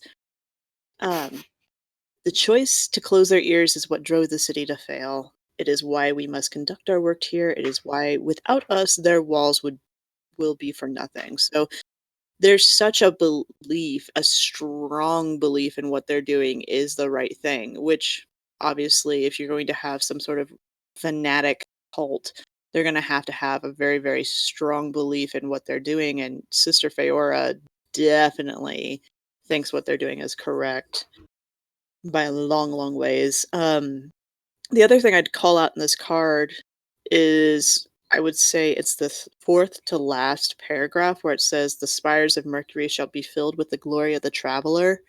Their light will shine against the long shadow when darkness reaches out to snuff out the sun. Mercury will sing when day finds night, and we will direct it." These are Osiris's words. By his own hand, we followed the prophet here to facilitate his preparations for the second coming, whatever they may be.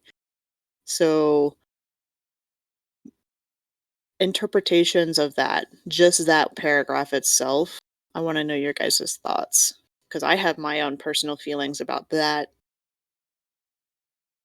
Kaz, what do you think?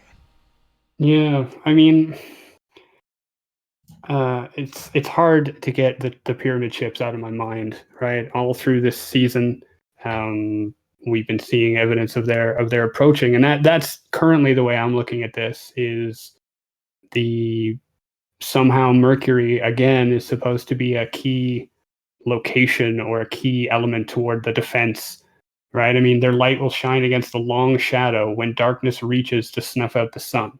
Mm-hmm. So darkness, pyramid ships, they're approaching. They're gonna, snuff out the light, snuff out the sun. I mean, it's still vague, but it seems a little bit, at least from that simple interpretation, it seems pretty straightforward. But I'm not sure how. Right? How are these spires supposed to help in any way? Are they, what are they? Are they collecting light or power? Are they a lens? Yeah, I'd be interested to hear what you guys have to think about it. Blue, I'm gonna let you go first. So I'm like, I think that Osiris is, in his own way, researching the Song of Life the same way that the Hive were and pretty much everyone else has been. And I think the Vex are doing the same, and that's where you see the spires. They are actually antennas that are being attuned to the various aspects of the song and picking it up. So when you have Osiris doing research on the spires, he's trying to gather the disparate pieces of this, this symphony, if you will, of the whole of the cosmos. And I think that's kind of tying back into the whole thing with the Song of Death, the whole thing that we kind of talked about. I think it was Lux and us talked about a little bit in the episode with him, about how the different responses are there. And it goes back to also what you were saying, Green, earlier about like, it's not that the music is only playing when Guardians die. The music is always playing. I think it's that we recognize the discordant pieces when a Guardian dies, or a change in the tune when the Guardian dies, which if you're thinking about like Music of the Spheres, the philosophy of that with the universal motions, would make sense. Even a harmonious departure from a universal symphony would be different than the normal background music. And so you're going to pick up on that background change because it's not what you are existentially used to hearing at all times, if that makes sense. Well, Guardians would technically be outside of the realm of the normal music anyway. Correct. I was But gonna our I was gonna add deaths to that. our deaths are the main source of that aberration. So a little thought to add on to that, which is in the Vault of Glass, and many times throughout the game, throughout the story, we see that Guardians, the whole paracausal nature of Guardians, we are kind of exempt from linear time. So it's interesting that any change in the balance or the current situation of Guardians would cause a change in the tone, because I understand what you're saying. This is the way the universe is. This is the song. Now there's been a key change or a note change or a disruption. But at the same time, it's interesting to think that song is not tied to maybe causality, or it's not tied to time. Just the idea Well, I think that that Guardians. is. That's the thing, though, is if it's tied to causality, Guardians are, by their very nature, by-stepping causality. Mm, The And so, paracausality aspect of it. I mean, because yeah. the definition of paracausality is literally to sidestep causality, and so Mm, you're avoiding the cause and effect loop, which would then therefore interrupt, even if it's done harmoniously, which is kind of what is happening. Is even though there's the dulcet tones of whatever, until you have an RTL, which mm, then it was called out that was not a harmonious, what was it, harmonious two tone. Those pieces, even though they are harmonious, are not part of the norm, and that's why I think yeah. they're getting picked up, is because the norm is like, Life and death. It's well, the the normal norm is, circle. it's like, if you, how to best explain it, if you are in a situation where every minute of every day you have white noise in the background, eventually you're going to get to a point where that white noise is not even recognized by you. Like, Sure. it is just a constant. So, but then if you have suddenly a burst of static in that white noise, you're going to pick up on the static. Right. But that's the whole point of it. You were talking about the causality and the idea that life and death and the normal music of how things are going, how things continue to live and everything, when you have that record scratch per se Right. of the, because that's what it is. It is us interrupting that normal song. Now, the thing that I find super interesting about that line in particular, about that paragraph, the spires of Mercury shall be filled with the glory of the traveler. Their light will shine against the long shadow when darkness reaches out to snuff out the sun. Mercury will sing when the day finds night, and we will direct it. Those three sentences are before anyone hears the tones of the spire when the guardians die. It is Correct. this happens before. Like, that is a I Osiris line called ahead. So mhm. I would counter argue, or I would counterpoint that with, it's before any of the disciples notice it, and it is also Sure. well, so a double, But kind of a double point, but it's also a disciple who, we've all seen the mistranslation of disciples with Osiris's words, but it's also Osiris trying to explain to them maybe why he needs them to take care of the lighthouse, is because if these are truly antennas that are picking up on this song of life, and that's what he's trying to research, then that is exactly what's going to happen. That is going to respond to the light, because again, remember, the song of life is associated with the light, whereas the aria of death is more the darkness. So the Vex are architects of the Song of Life, not necessarily architects of the Song of Life, but No, architects that help. I think they're on the side of the quote unquote side of the light at this point, oh, though, in some respects. Like, I they're would be very much more Mm. akin to agree with that. I do not think, to be fair though, I also am kind of inclined to say that the Vex really aren't on the side of either. I think they're Right, but trying to. I think they're trying to understand what in the nine hells They're- is going on. well, right, because if we're going to go back to Unveiling and the Gardener and the Winnower, Right. the Vex are part of the Gardener play, right? Like if you go back to the Game of Life or the Flower Game, the Vex are essentially the constructs that help manifest order. Yes, I would agree with that. I think they are. yeah. I think they are the underlying rules of the game. So I was like gonna say when if they seem like the rules of the game, so they're not really on.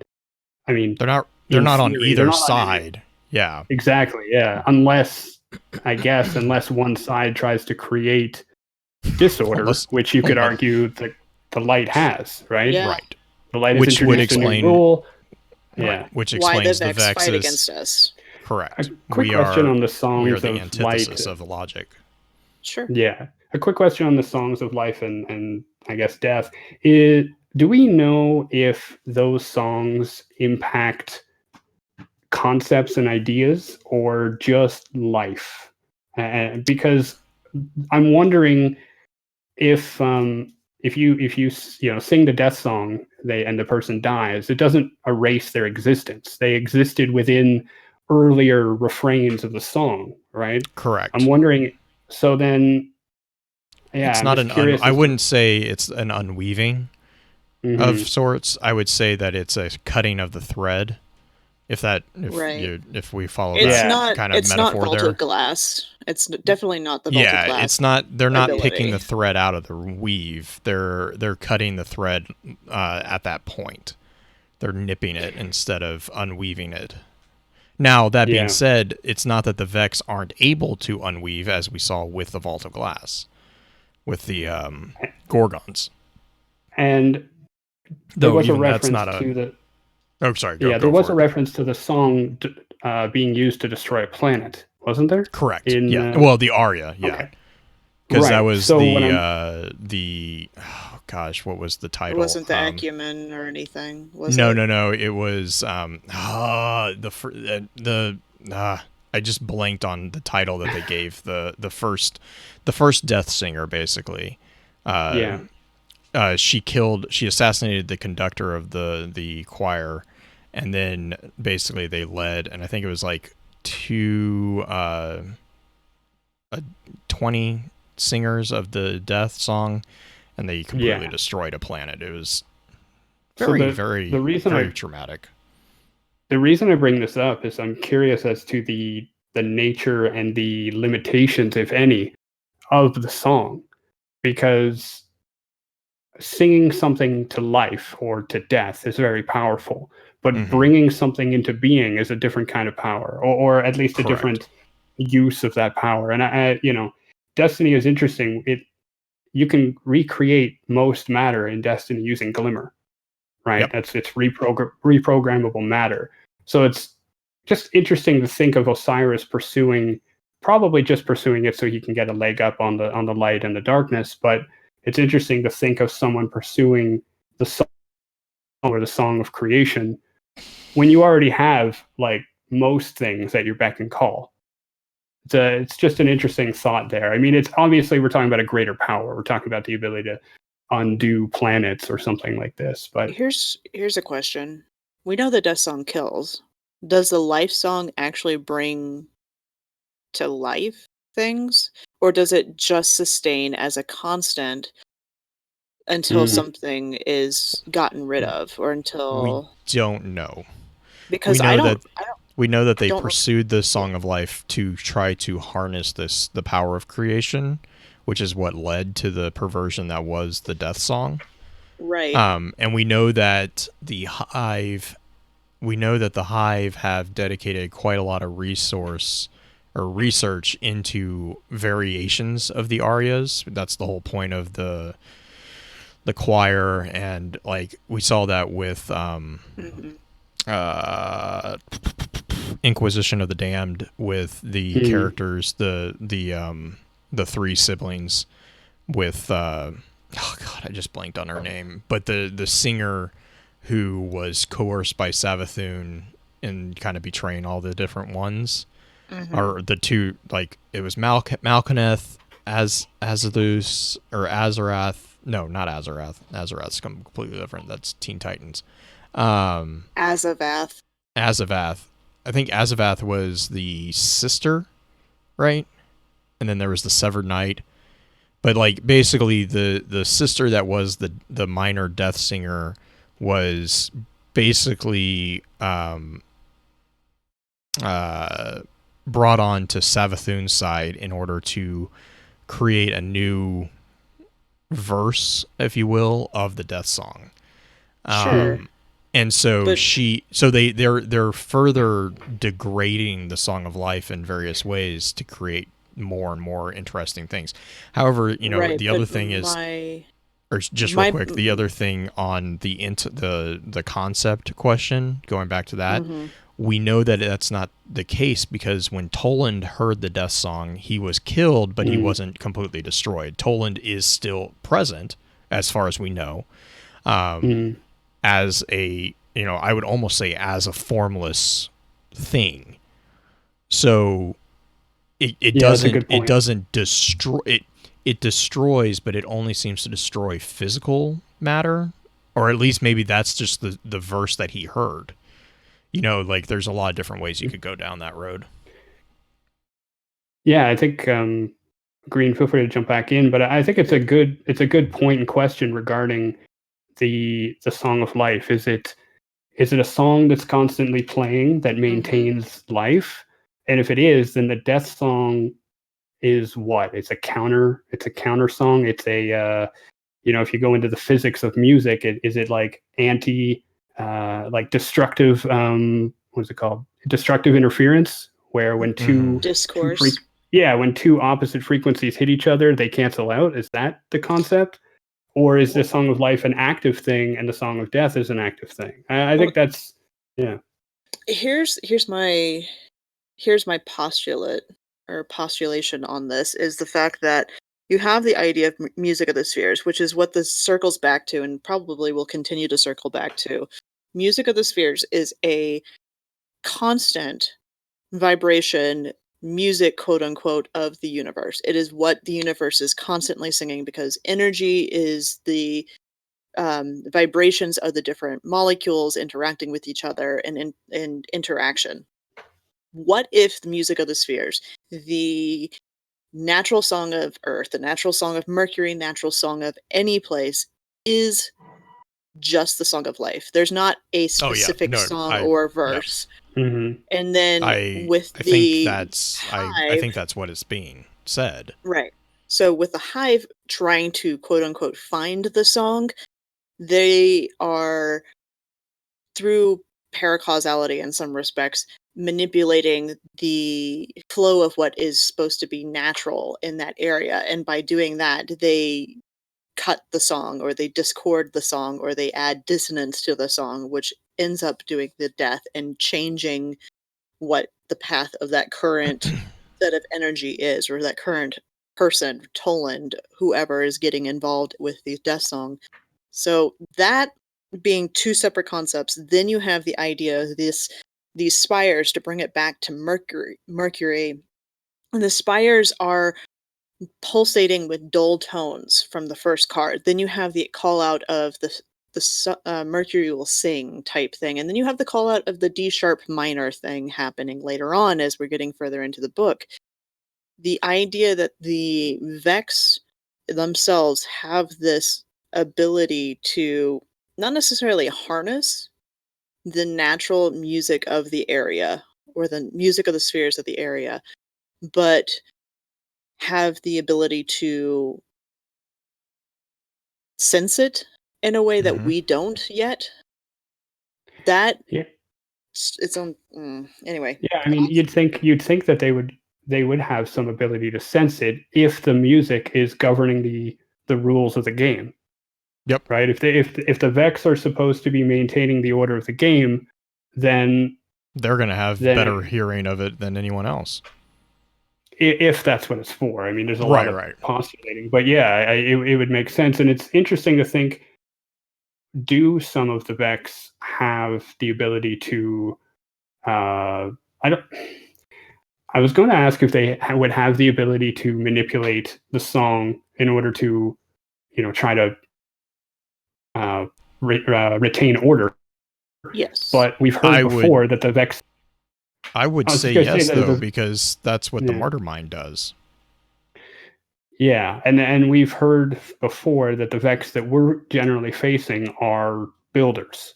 They're not, Right. warriors or anything like that. I think there's Um, something to be called out there too, is because that mm, begs the question: are those the only type of Vex? yeah, are there no warriors? Are they all builders? I don't know. I think the Vex, quote unquote, being builders or not builders is, or warriors or not warriors, is mainly based off our perception of what they're moving towards.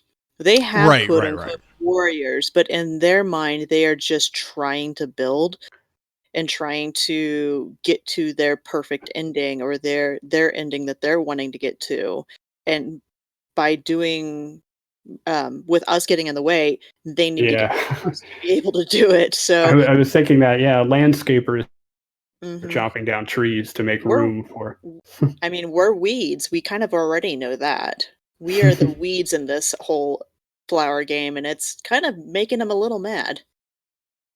Oh yeah, yeah, yeah. No, but I mean, but even in that kind of layout, that's just assuming that everything in the single species is a gardener. I mean, I'm Right. just curious. I'm not saying that there are, but I would be curious to see if we haven't even seen a true warrior Vex. You know, because we're only dealing with the peacekeepers. We're not dealing with the Mm. soldiers, which I think is we actually have is sort of dealt with actually the soldiers. Didn't we have the fanat like there's different types of Vex that are kind of feared right. by other Vex. Like there's Yes, different factions within them for sure. correct. And those are functions, but I mean, I mean is like I could see this being a case where we can get in the future of the game are like, they're like, oh no, you think you've been fighting. It's like what happened with Zol, right? It's like, oh, you think you've been fighting the Vex? No, no, no. Like this is just they're just keeping the peace right now. This is the true soldier, and it's like the new big bad. Depending on how far down that rabbit hole we want to go. Hmm. But yeah, that's a terrifying If thought at the same time. and, and if the Vex are able to hear the music, then maybe that explains in a different way why connected. We've been assuming some radiolarian hive, quote unquote, some kind of mind, Oh, right? So that's maybe that's I they're not like that. connected that way. Yeah, I they just all like hear the that. same radio station. I That's like that funny. point. That's a Hmm. really good point because they've been also described as living metal. Hmm. I like that. I like Interesting. that. I like that theory. So I'm going to redirect us one more time back into the book itself, and I'm going to read from chapter 4, and then I want to continue our discussion. So chapter 4, Reflections, has the point where Brother Vance hears it the first time. So entry 8. Our peace was disrupted today by an assault from the warmongering cabal at our doorstep. I was ushered to safety at the top of the spire by Leanna, one of our warlock sisters. Without a moment's notice, she jumped straight into the fray and began to push our intruders back. During the battle, something strange occurred. Leanna was fighting near insurmountable odds, based on the amount of ammunition I heard discharged, and she was overcome. Of course, she was resurrected by her ghost, but the spire reacted. There was a hum. The timbre consisted of two distinct resonating tones, one smooth and warm, the other sharp and cold. I thought I could have imagined it through the ringing of gunfire, but it was most certainly there. It was almost imperceptible, and I thought merely a coincidence until it happened again. Aramac, the other warlock, the student of the Dawnblade, was also temporarily disposed of. The roar of the Colossus slug launcher tearing through Aramac's flesh was unmistakable, but so was the tone that followed. I have I have to know more. We were able to withstand their incursion, but not without suffering a few casualties. Now we must prepare for a funeral. but my thoughts are dominated by that mysterious tone. Perhaps later we can try to replicate it. So the beginning of the trials happens with this entry right here. Mm-hmm. It does call two distinct tones. You have the harmonious one, and then you have one that is not harmonious, Which sharp going and back cold. to, yeah, which I think would be interesting because is the harmonious one the death of the Guardian? Or is that, oh, hang on, I got interrupted. Close the door, big man. I Thank you. I yeah, I Is the think that death of the Guardian the harmony, or is the resurrection of the Guardian the harmony? I mean, if you're going to go with the traditional use of how music is created for if you're going to go into like theory of emotional creation within music, dissonance almost always represents death. Right. The harmony is harmonious music is always represented a either release or a peaceful time and whatnot. So when you have dissonance, that is often that conflict, that painful conflict. Because a small music history note, there was a period of time where dissonance was actually banned by the church. You were Correct. not allowed to create music that had dissonance. So for many, many, many years, things that we consider normal sounding music would be considered dissonant back in the day. It was heretical, Like, yeah. yeah, pop music, anything with a major seventh or a minor seventh built into it was heretical.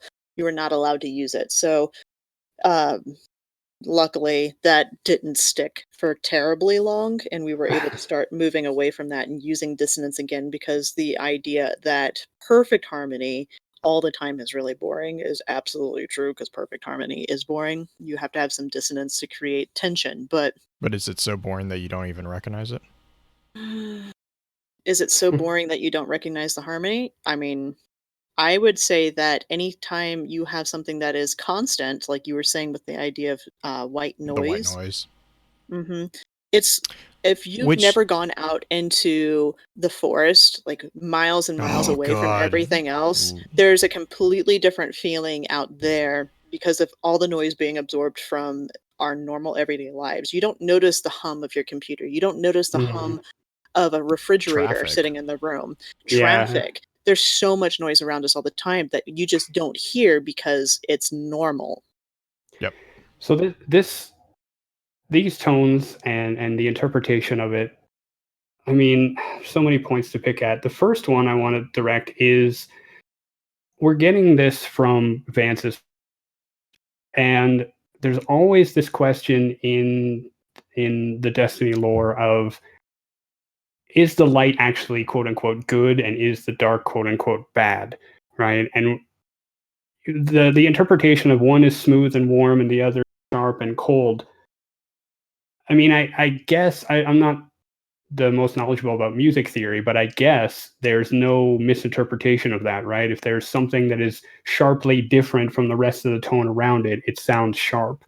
But Mhm. it's another bias that we're putting on here. I mean, maybe the if we are to take the interpretation that um, that smooth and warm is some kind of positive, maybe it's affiliated with Mm-hmm. light, and the other sharp and cold is maybe affiliated with darkness, which could be a stretch.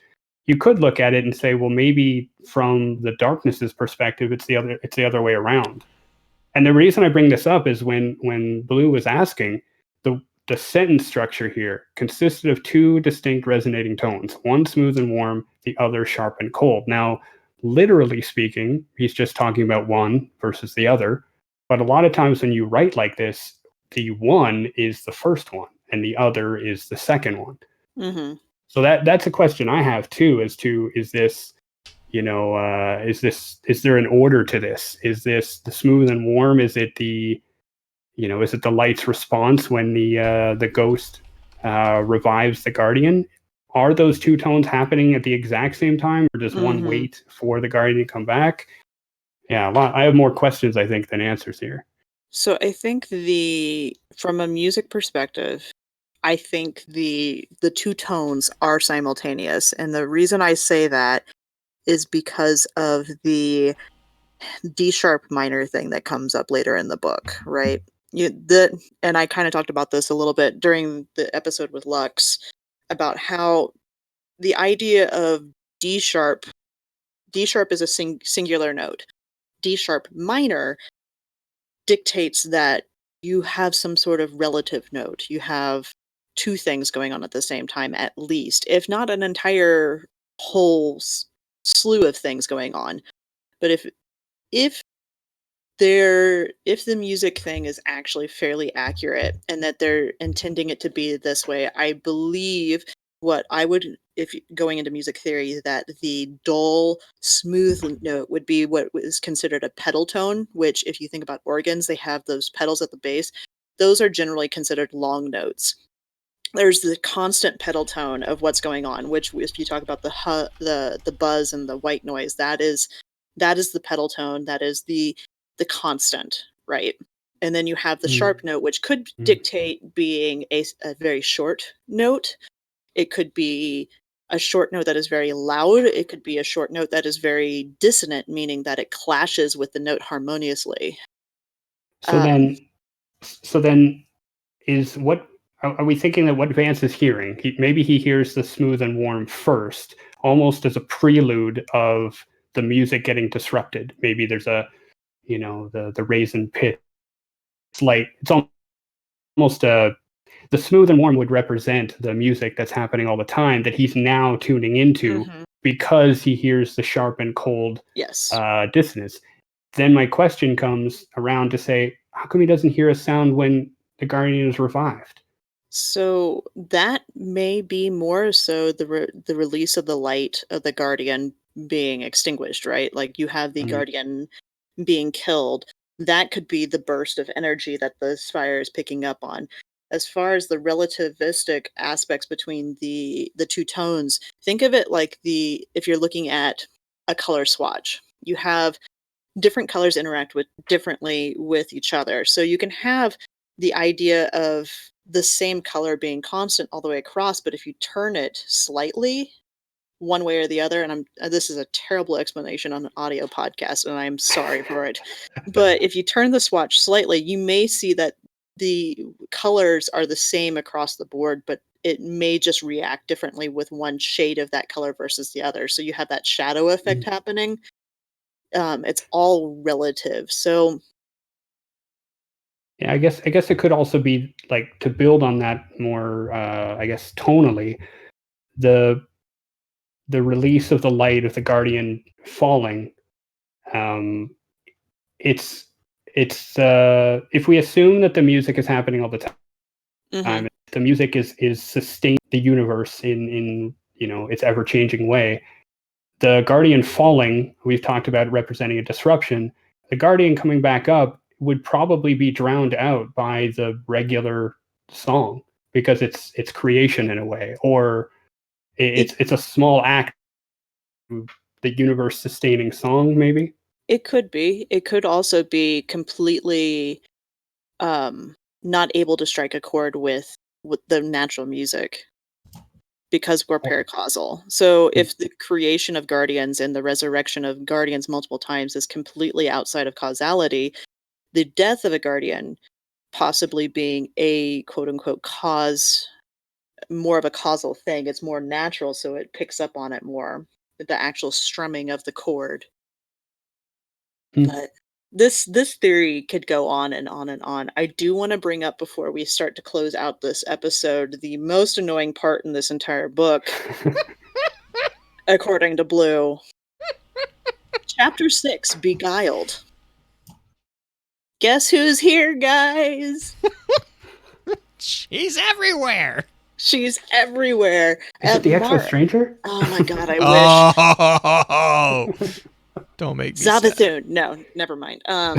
No, Eva's still at the tower. Yes, she is. Marasov.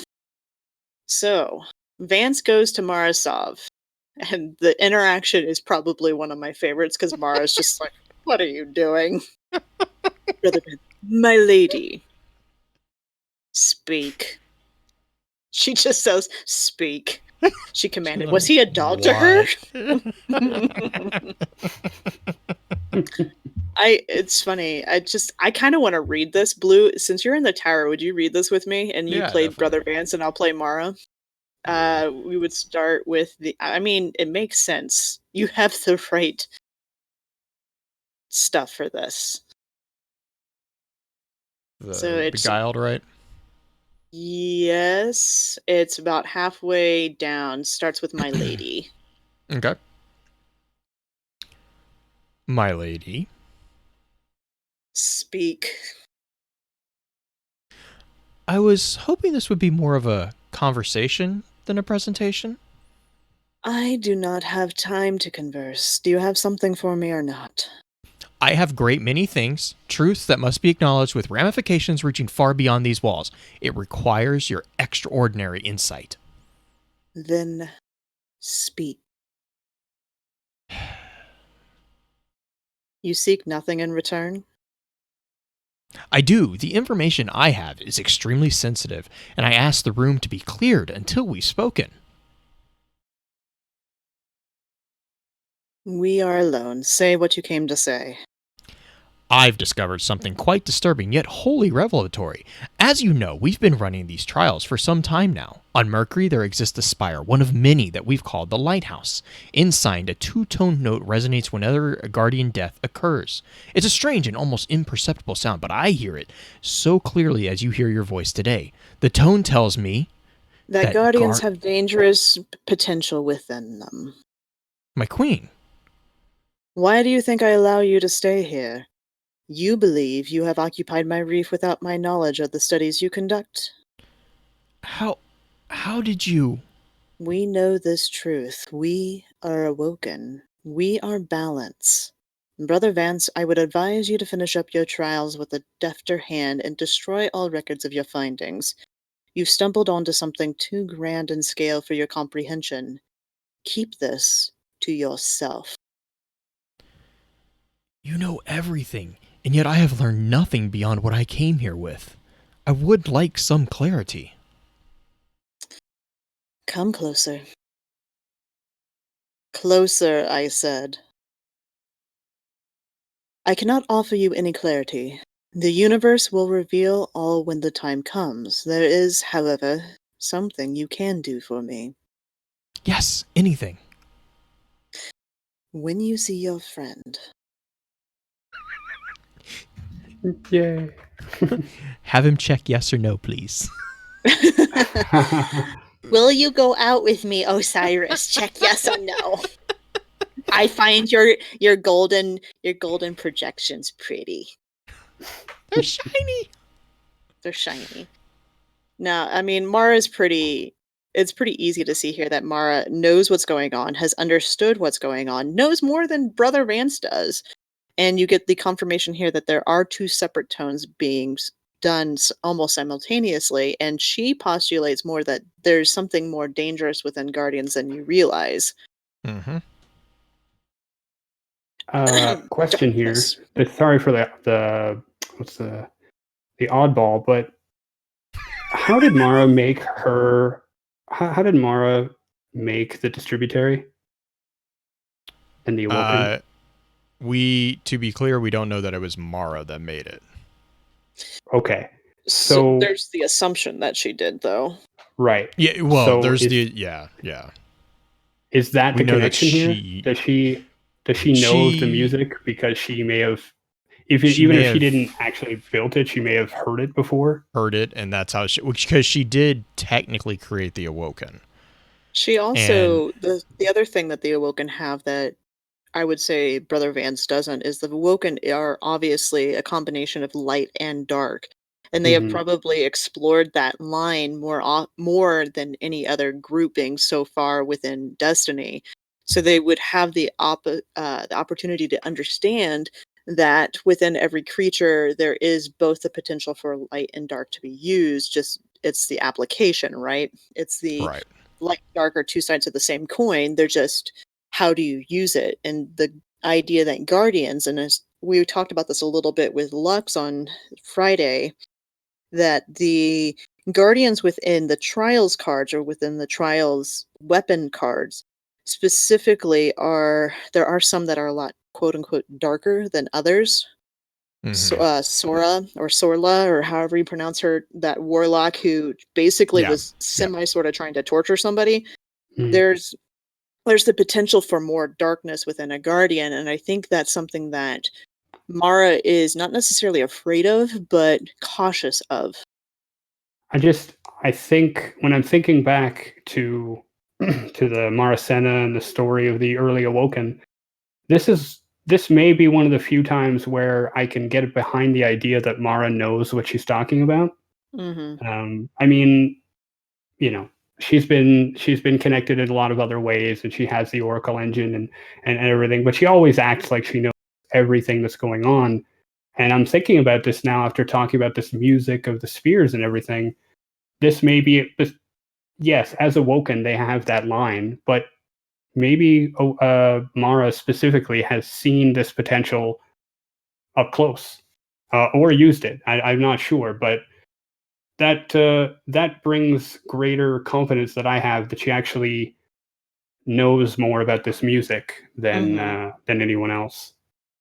And as far as what Mara told Brother Vance to do, you get it in the next card in Chapter 8, Idolatry. And Mara wanted Brother Vance to tell Osiris to plant the seed. And Osiris understands, from what we can tell. Which, what do we think that means? Do we even want to venture a guess of what he means by that? Well, I think that, obviously, go for it. Oh, thanks. From my perspective, there's two options. One's pretty literal and one's metaphorical. One is the what are we calling it? The artifact, the relic that he obtained from deep space in the earlier web lore, the edges of our solar system. The other is, I'm not exactly sure, the metaphorical idea. Plant the seed is usually used metaphorically in terms of the idea, inception and maybe she wants him to guide Guardians or the Vanguard or something in a certain way. I think it's more literal, to be honest, but I think, like anything in the lore, there's a lot of interpretation. Absolutely. When does this take place, this card in particular? Is this modern day? Blue, do you have any idea if this one's... When does Beguiled take place? When does Idolatry come into play? Oh, Idolatry? It depends on when the web lore takes place. Remove yourself from this lighthouse, find a simple start. I'm just trying to figure out if there's any callouts as to when this is happening. Like... Because there is a lighthouse mentioned here. I believe it's very, very possibly the original lighthouse and not the new lighthouse. But it's hard to tell. So, like... I want to say... This is interesting. After Vance feels... when he's reprimanded by... looks out over the horizon, and it says, the distant pulsing of an unclaimed patrol beacon. So, do we think that the followers, like the two warlocks that were there, did they set up a patrol beacon? I mean, we have patrol beacons on Mercury. I think that's just... But if we go by timeline, when was the first time, other than the Trials of Osiris, Guardians weren't really at Mercury in D1, right? It would be after Curse of Osiris. Oh, we got to go to Mercury as early as House of Wolves, because that was where the... True. But the lighthouse beacons, though, like the actual patrol events, that doesn't take place until Curse of Osiris, when we actually get Mercury as a location. Correct. Yeah. I was just trying to find other clues that would help us figure out when he was. I would think that this is probably going to be pretty close to current events. Because again, with the web lore, we have Rasputin getting information from, or not, we get Osiris getting information from Rasputin to then find the seed that Mara is talking about, or what we assume Mara is talking about. Plant the seed, whether it's an really, idea or a physical seed. Well, and the reason why I say that is because the web lore details his retrieval of a seed, which is kind of, I mean, it's one of those things where it's like, it's so much on the nose that I kind of feel weird not connecting those two, you know? Yeah. Like, I just realized this might solve a question we had earlier. What's that? We were concerned as to when Brother Vance had met Osiris, because we've seen him talking about, this card confirms that they met. And we go to Mercury and he says all the time things that suggest that they hadn't met. So I guess what's happening, he only meets Osiris very recently. So all the time that we spent in Curse of Osiris and everything, if Brother Vance does say something like, I can't wait to meet him, or I wish I had the chance to meet him, something implying he's never met him, that is true before, what this or last, or the last 6 months, I guess, or the last, recent events in Destiny. So I think this implies that it's after the web lore. I do think it's connected to this seed, this relic or artifact from the Maw, and I guess this implies that Brother Vance to meet Osiris until last September, maybe at the earliest. At the earliest, because then the other thing is because the web lore kind of hints that it wasn't even until very recently that Osiris interacted with Rasputin, because that was the whole old man yells at the cloud thing. I can't believe we had an entire season where I set up a sundial like down the street from the lighthouse, and Brother Vance is, I wish I could meet him. He's right there. He's where the big split in the moon is. He's right. Okay, that's fine. It's like, okay. I'm pretty sure Osiris is he's blind. He's blind. Give him some credit. Yeah. But I do think, I think that's right. I think that's within the last season, given that the web lore was with Rasputin and going out to deep space around that time. And the next card, the final card, the Inspire card, does mention that he's in the new lighthouse, or the new lighthouse obscured the silhouette of the sun. It cast a long shadow that wormed across Mercury's uneven terrain and orbital locked I can't say that word. Ships descended, some flawless, others to maintain what fragile hold the Vanguard claimed. Rust and sands baked in distant space was alight with half-earned talk of posterity.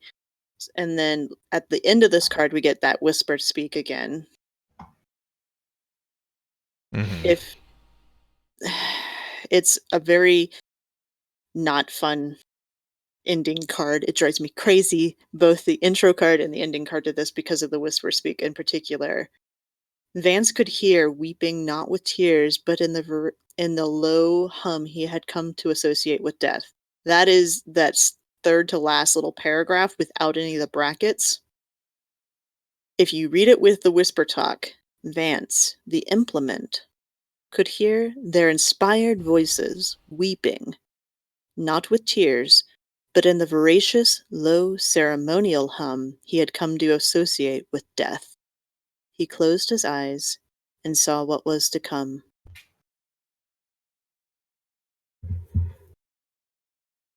Dun dun dun. Does the you mentioned the double bars earlier for this kind of narration? Where was that? That's in Constellations. Constellations. So does the Traveler speak with double bars and the Darkness speaks with single bars? We don't know who the speaker is, though. True. I mean, the voracious ceremonial associate with death, right? We don't know who the speaker is, but to me the tone, it does seem like with death and darkness, and that the bias of the speaker would would view death and darkness as something to be celebrated or voracious. It's funny how they call Vance the implement. Yeah. I mean, the light Ooh. gets a speaker. Why wouldn't the darkness? I was just thinking that. Yeah, that's okay then. It's an interesting thought. Brother Vance, the mouthpiece, the mouth of the darkness, Dun essentially. dun dun. Yeah. I don't know what that would That's mean, but ghosts pick- fear him, like what would his traits be? It's interesting that it calls out that he has come to associate it with death. Not that it is actually the hum is not necessarily specific to death, but it has been associated, which is what we've been led to believe this entire book. So it doesn't give us any conclusion as to what's actually going on. It does bring up more questions, though, because Bungie. Got to keep us invested. Here's Right? one answer and 50 more questions. Yep. I think that is a really interesting dive. This whole book. I love this book. I love and hate it, which is most of my feelings with the books I tend to really, really dive into. And I am excited to see more of these tendrils come together. The whole thing between Mara and Osiris, the seed, what is the seed, the music. Anytime this whole concept of the music of the spheres comes up, it just drives me freaking batty, and I love it. I love. This turned me down a rabbit hole thanks to Blue bringing it up the other day. Probably 4 or 5 hours pretty easily devoted to just reading up on things, so it's a good book. Do we have any It's a fun shout-outs one. that we wanna or final thoughts for this whole thing? Kaz? Not sure. Final thoughts. Yeah, like I said, I think it definitely goes deeper into the light and darkness. I agree that I hope it leads somewhere, that there's a connective tissue in this story. Mhm. Yeah, and in terms of shout outs, I'll just give a shout out to any of my community who happens to be listening or hanging out with us. Anybody here who's listening who wants to join us, we talk about this kind of stuff whenever other people to talk about lore in my stream. You can find me on Twitch, Kaz_PhD. Very nice. Green, Blue, do what you about have you? No, Green, you go first.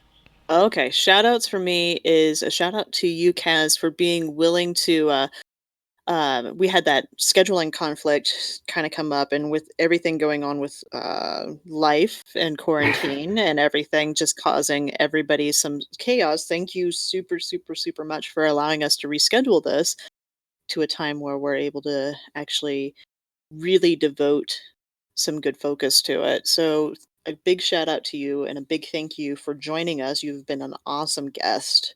So thank you so much. Before Blue says you as well, I was glad to see that that I and I mean the scheduling is what it is. Life is uh, very interesting right now, and I appreciate you inviting me to the show and allowing me the chance to bounce ideas and ask odd questions of the lore, because that's one of the things I love. Absolutely. All right, Blue, your turn. No, I mean, just this kind of in the same vein, big thank you, Kaz, for jumping on and being willing to put up with our shenanigans while, everything's going on. And also, just again, a big shout out to everyone who's been patient with us while we try to figure out, how everything schedule wise is going to work, and, all that fun nonsense that is not fun at all. But yeah, and then also, just as usual, thank you for joining us. And with wisdom we conquer, stand strong, stand tall, and keep exploring. All right, the shank is hiding, Bye. and it's really annoying. Yeah. I've I've only completed that public event once. You can actually stop recordings now. I've only completed the new version of this spire construction once, and it was with a bunch of blueberries, and there was one blueberry running divinity, which made it so there's a new. much easier. Is there a new There's a version? new construction? I didn't know there was a new one. So this version is much harder because you have multiple spires open at the same time that you have to not only defend but also get the bubbles. Oh, I didn't even So notice this, that. Right, the Seraph Towers? Yeah, okay. Yeah, I thought so you meant I'm thinking about the Vex and Mercury. I was like, they changed no. that public event? But Oh yeah. no, I wish. Where are you? The moon? He's on the EDZ right now. Yeah, I'm just running a couple. I was just running a couple bounties, and this is just the easiest way to get a giant group of combatants together. Yeah, around 25% completion, 2 towers become activated. Available. You have to, yeah. Oh my Yeah. gosh! And also, this gets insane quickly. When you finish it, I would advise at least finishing it once, like all the way to completion, killing the champions, because when you finish, the tower launches a rocket into space. Mm-hmm. Oh, okay. So it's yeah, not just building it's actually. I correct. Gotcha. It's actually putting the satellites out or the warsats out. And they have a nice little attention to detail. It doesn't just blast off. It lifts off, and then it has an acceleration higher in the atmosphere, which is a little bit more accurate. It is kind of cool to watch.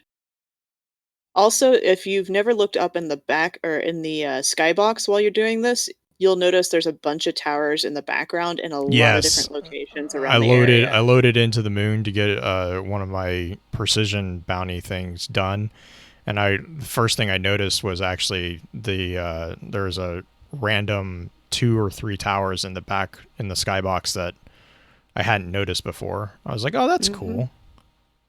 Yeah, those are new, right? Like they were added mid-season? I want to say so, because, I mean, I like to think that I'm a little bit more aware of my surroundings. Mm-hmm.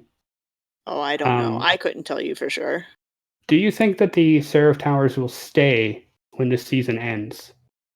That's been something my community has been wondering, because you think about like storage space of the game, etc., but if you replace a public event like the one in Winding Cove with another public event, that could be a way of adding something to the game without causing too much disruption.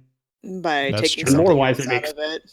Yeah, and lore-wise, you're thinking it makes sense because Rasputin's still awake. We're still, empowering him, and he still needs resources for the defense. I don't know. It's just an odd thought. Possible. A couple of questions for you. Sure. What format do you prefer, WAV or MP3? WAV if possible. If your PC has a decent enough processor, it will take a little while to compress into the WAV format. Mine generally takes about 2 to 3 minutes to do it, and then Blue will drop a Dropbox link in our text chat that we have, and we'll just upload it there. Yeah, sounds good. It's exporting now. Sweet. The other thing... Oh, go ahead. I have one more request from you, and it is something, if you would like to send it either directly to Blue or I, either works, so you don't necessarily put it in the private chat, which others will also see. We need a mailing address from you, so Blue and I can send you a little thank you for joining us on the show. Oh, that's so nice. Okay, yeah, sure. I can provide you with a North American address if you'd prefer. I don't know what shipping to France costs these days, but it's up to you. I'll provide both. You can decide. Okay, I don't want to burden you with with whatever the shipping might be. I mean, we've sent to Australia, so okay. Well, can't be nearly as bad to get to France as it is to Australia. No, that's true. Yeah. Okay. No, that's really nice. Thank you. I want to thank you again for letting. I love this kind of stuff, and I've been trying to reach out and connect people and more more communities on the lore and everything. Yeah. So it was a really good opportunity for me to be able to do that. Absolutely. And don't be shy about reaching out and chatting, not only with Blue and I, but Guardians of Lore is really super awesome about responding. Ishtar Collective, that team is really, really fun when it comes to doing theories and stuff like that. So Yeah, and Blue's also mentioned the Lore Network. We have our own grouping, so if yeah, I've been just kind of learning about them because yeah, I mean, I joined your Discord a while ago. I joined Ishtar. You know, sometimes finding the community is the same as interpreting the lore. It's you know, you got to do your own homework, which is fair. Which is okay, that's actually why we started up the Lore Network, was because it's like this is it shouldn't be difficult to find this type of content. Like, it should be, if you're interested, it should be something that is accessible. And when it's that much of a problem to just even to find someone to explain basic stuff, it's like that's a steep entry curve.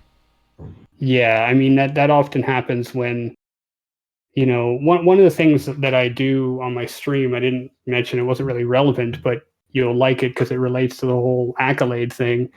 I've been running 0 Hour Whisper Thorn.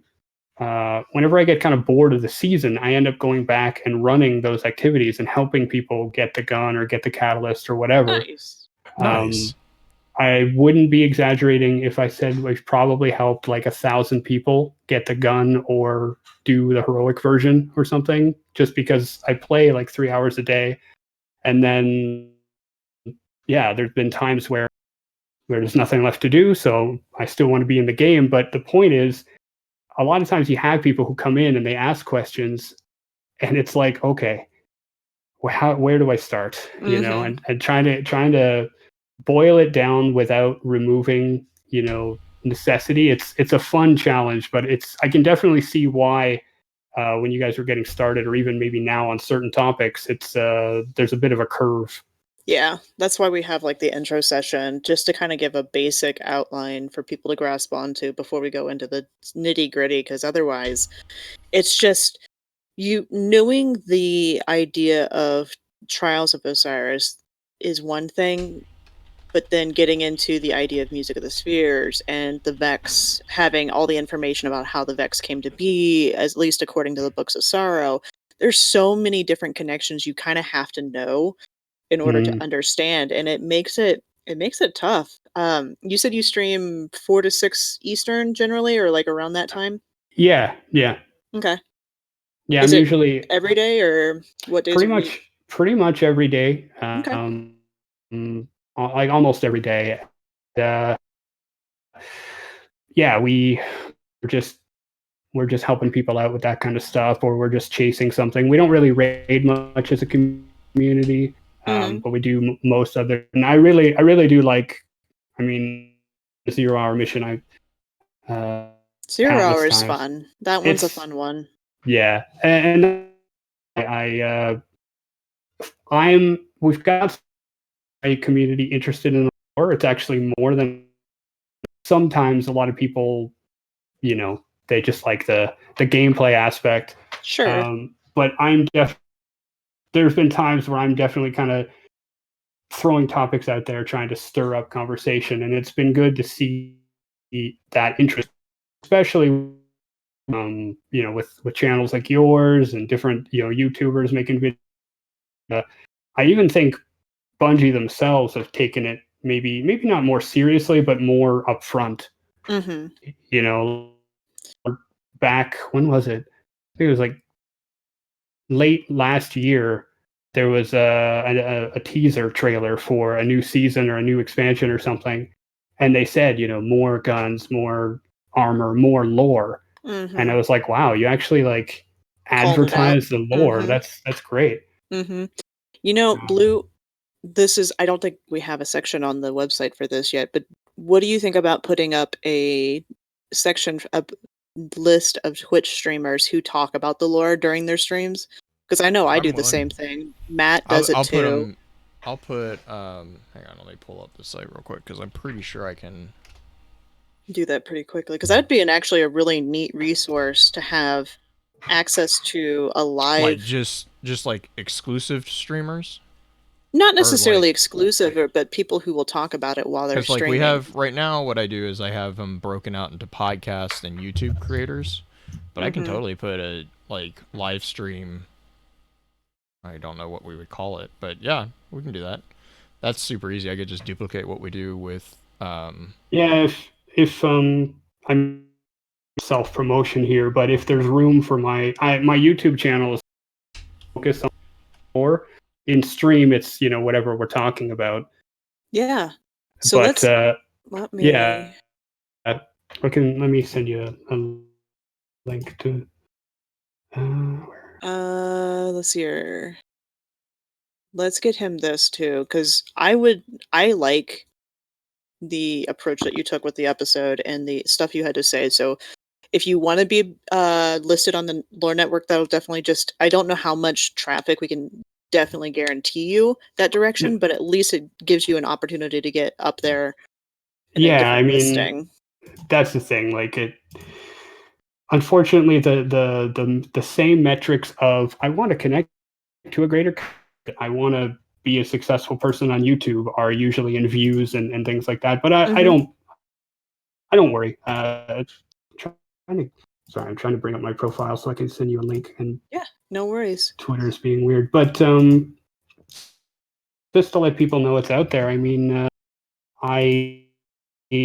on Twitch I do talk about it. We go back and forth and we argue about chips mean and etc. And my YouTube channel, what I end up doing there is that's where I topic. So I was actually really surprised. I mean, the most successful lore video I've had was back during the Allegiance quest. And I made a video on. Actually, I think I might have sent it to you when I kind of introduced myself, just to show you I wasn't like a bot or something. Right. But yeah, the people really got into that. That was just the week before the Allegiance quest came out. And I mean, to give you an example, I got about 400 subscribers on YouTube, and that was and it's been the last couple of years. And I'm not, I don't do this professionally. I have a different job, and then I make videos when I'm interested in something. Yeah. And I couldn't believe it. I made a video basically asking people if they were prepared for the Allegiance quest, trying to give them the lore, because everybody was immediately, pro drifter without really knowing what was going on. I was averaging 1,000 views a day on that channel for like a month. I could not believe it. It was crazy. So, I don't know where the best place to link this, but if you also go to my Twitter, I sent you in the private chat. If you click on that form that I sent you, that'll give you a place that you can dump all that, and it'll collate it for me so I can update the site. And we'll get you on there for that. And that's actually something I wanted to talk with Blue about as a way we can use this podcast as a way of recruiting people like Kaz here to the network itself, because not only do we try to put out alerts when somebody puts up a new video and stuff like that with their content, but we also provide an opportunity if you want to write any articles instead of doing like a Reddit post or anything like that, or if you have Reddit posts that would port over as kind of a blog post discussing your thoughts and feelings on certain topics or whatever, or if you're really passionate about something. We just try to give people the opportunity to put their stuff out there in a place where other lore people go to. I mean, that would be great, because now my cat's active. Okay. Good timing. I mean, that would be great. Like I said, my videos on my channel kind of rotate around lore or mechanics. One of my favorite things to do right now is to talk about the lore and the story, but also in terms of what can Bungie feasibly do, given that it's a game and it has limitations. I think the melding. And yeah, if you ever need a guest, if you're somebody backs out or whatever, the only difficulty will be scheduling. I'm usually available, but it's time zones, right? So for sure. Feel free to put me at the end of the bench. Don't worry about me too much. But if you are looking for somebody, I'm generally following all the lore that's coming. Usually have some interesting thoughts. I'd like to hear what you guys have to say. And if you ever Zavala. I haven't gone back through your entire like archive, but if you ever do an episode on Zavala, I would recommend considering me in that roster because I have very strong positive feelings about Zavala that I feel neither the game nor a lot of the community have really embraced. I think you would fit right in with us on that one. So, yeah. Yeah, I'm constantly like, you know, it's not easy to be the leader of an entire like culture. No, let's not. Especially from a military standpoint. Yeah, no, let's not storm the reef, unknown territory after we've just lost like most of our force. But his friend died. Yes, but so yeah. But yeah, I mean, I'll fill out this information. Quick question on that: do you want? Let me read it. Let me read it carefully. Email address, name, online username. Oh, okay. Did you want links or anything there, or is yeah, that just... I think there's a place down in there at the bottom where you can just throw them in there. Okay, yeah. I just see a next sign, so I want to make sure. Yeah. No, it was a pleasure. Absolutely. Kind of podcast I've done for the lore. Usually everything is my own. So this is nice. And yeah, if you need any more information from me or I didn't, let me know. And I look forward to sharing it when it goes live. Sounds or great. Recorded. Just shoot us over your address whenever you have a chance, and we should be good. We should be good to go. Great. All right. Have a good rest of your day, guys, and you do the I'll same. Catch you next time. Stream. You guys have a great end of the weekend. We will see you on Friday. And NPC, right? That's what we're doing. Not NPC. What is the topic for Friday? I'm working to confirm that with. I need to try to make sure that NPC Josh dialogue, supposedly. Yeah. Ooh. So we'll be talking more. It'll be the last part of the game world thing, and I need to make sure that Serena and Mage are going to be able to join us. So sounds good. Awesome. All right, guys, have a good one. We will see you later. Bye.